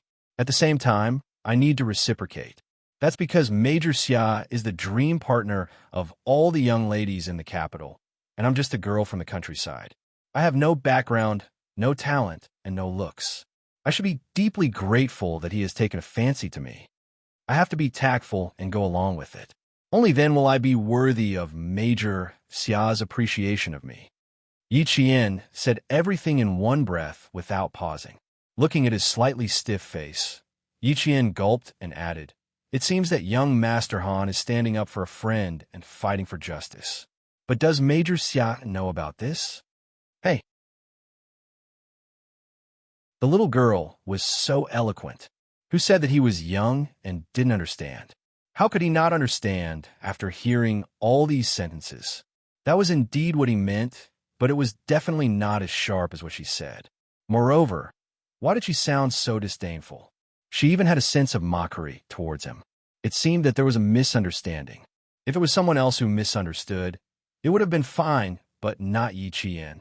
Han Jing, who rarely explained anything to others, smiled and said, "Little girl, don't be so prickly.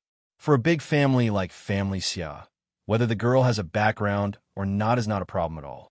As for what you said about having no talent and no looks," Han Jing winked happily and said with an amused expression, "Your little face is not bad.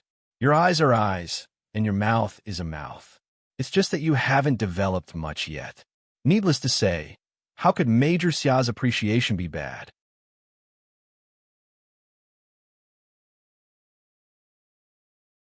Chapter 270. When Yi Qian heard him say the same thing, he couldn't help but laugh. No wonder you guys are childhood friends and speak in the same tone. Also, don't praise me too much. I can't take it. What if I fall in love with you? Don't. Even if what I said wasn't nice, that's because you didn't hear what I was going to say next. Now that you've said it, my legs have turned to jelly. Han Jing raised his eyebrows, but the sternness in his eyes didn't diminish. He said calmly, "I'm childhood friends with young Master Xia. He's humorous and popular with women, but he has a good character. He's not affectionate and doesn't show mercy. In all these years, I've never seen him bring a girl to us. You're the first. Because of this, as a friend, I know that some things aren't nice to hear, but I still have to say them." His expression gradually turned serious, and his eyebrows became sharper. "He does admire you, but if you're not interested in him, you don't have to be in such a hurry to draw the line. From a man's point of view, the more the woman he admires is in such a hurry to draw the line, the more he wants to conquer her, have her, and make her his.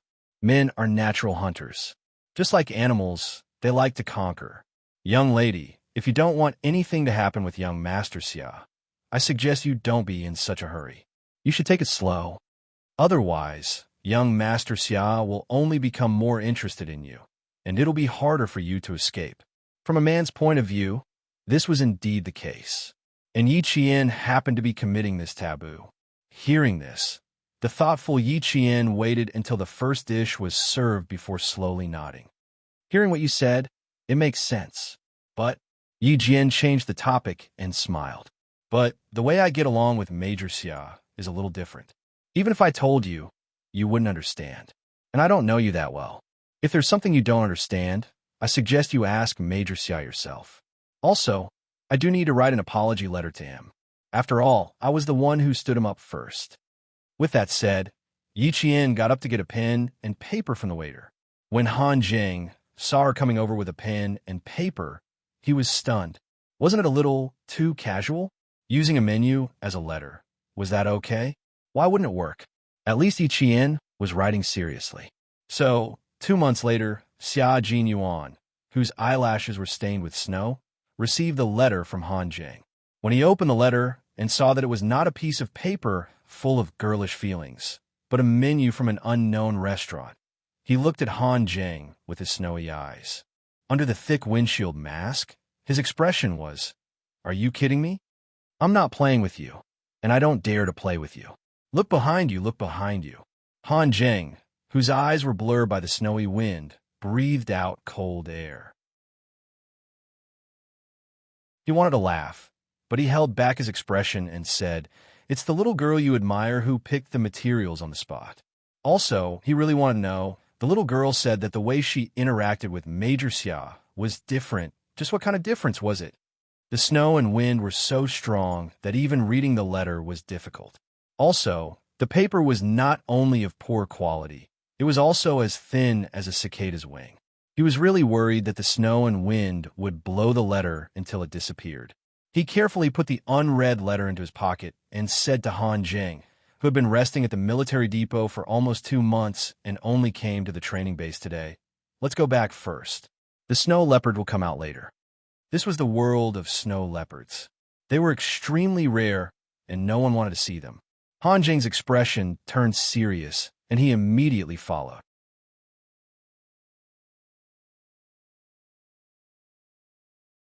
Chapter 271. The base was located on a plateau, and in November, the only scenery one could see at the base was snow. Once winter came, the vehicles couldn't even get to the military depot, let alone enter the training base of the Snowfield Brigade. The Chinese government had invested a lot of manpower, material, and military resources to train a special force. For example, the Snowfield Brigade only recruited 2 to 3 soldiers every 3 years. If there were no suitable soldiers, they would rather not recruit than let unqualified soldiers enter the Snowfield Brigade. The Snowfield Brigade was a special force that had no organization, was not affiliated with any military region, and was so mysterious that some military chiefs had no right to ask about it. It could be said that it had outstanding military achievements, and no special force could compare to it. It was true to say that it was obscure because you couldn't find out what this troop had done or what missions they had completed. Han Jing was the last soldier to report to the Snowfield Brigade this year, and he was also the one who had been raised. Identity: Captain, son of a high official. Here, he was just like Xia Jinyuan. Whatever identity he had before, it was all over again. On the way to the training base, Xia Jinyuan didn't say much, but he emphasized one thing: forget your identity. Although Han Jing was fully prepared, he was still stunned when he saw the conditions of the training base.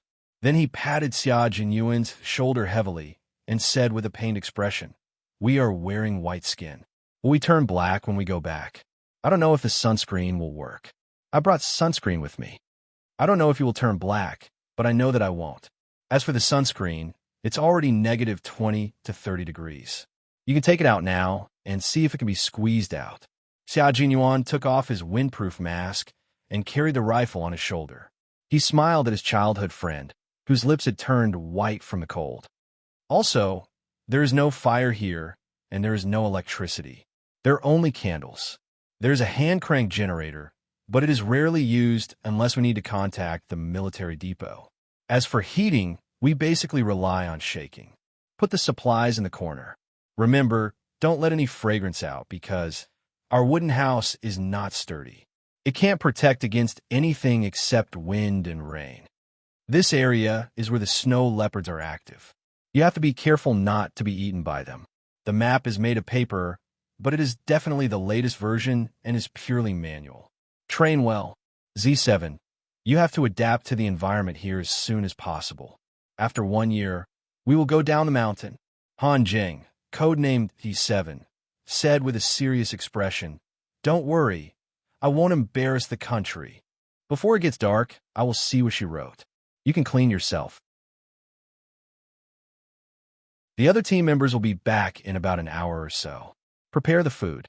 Xia Jinyuan, who had been here for 4 months, had completely adapted to the environment on the snowy plateau. After melting the snow on his eyes and eyebrows with the warmth of his palms, his jade-like handsome face was still exquisite, but his eyebrows looked more mature and restrained. Although the barracks were made of wood, it was still windproof and snowproof. Xia Jinyuan did not dare to stand in the wind and snow to read the letter. He stood at the back of the wind and carefully took out the thin letter. The first thing he saw was, "Good luck, Cantonese restaurant." The little girl really knew how to use local ingredients. Although her thoughts seemed complicated, they were actually simple. However, she treated people with sincerity and did not feign civility.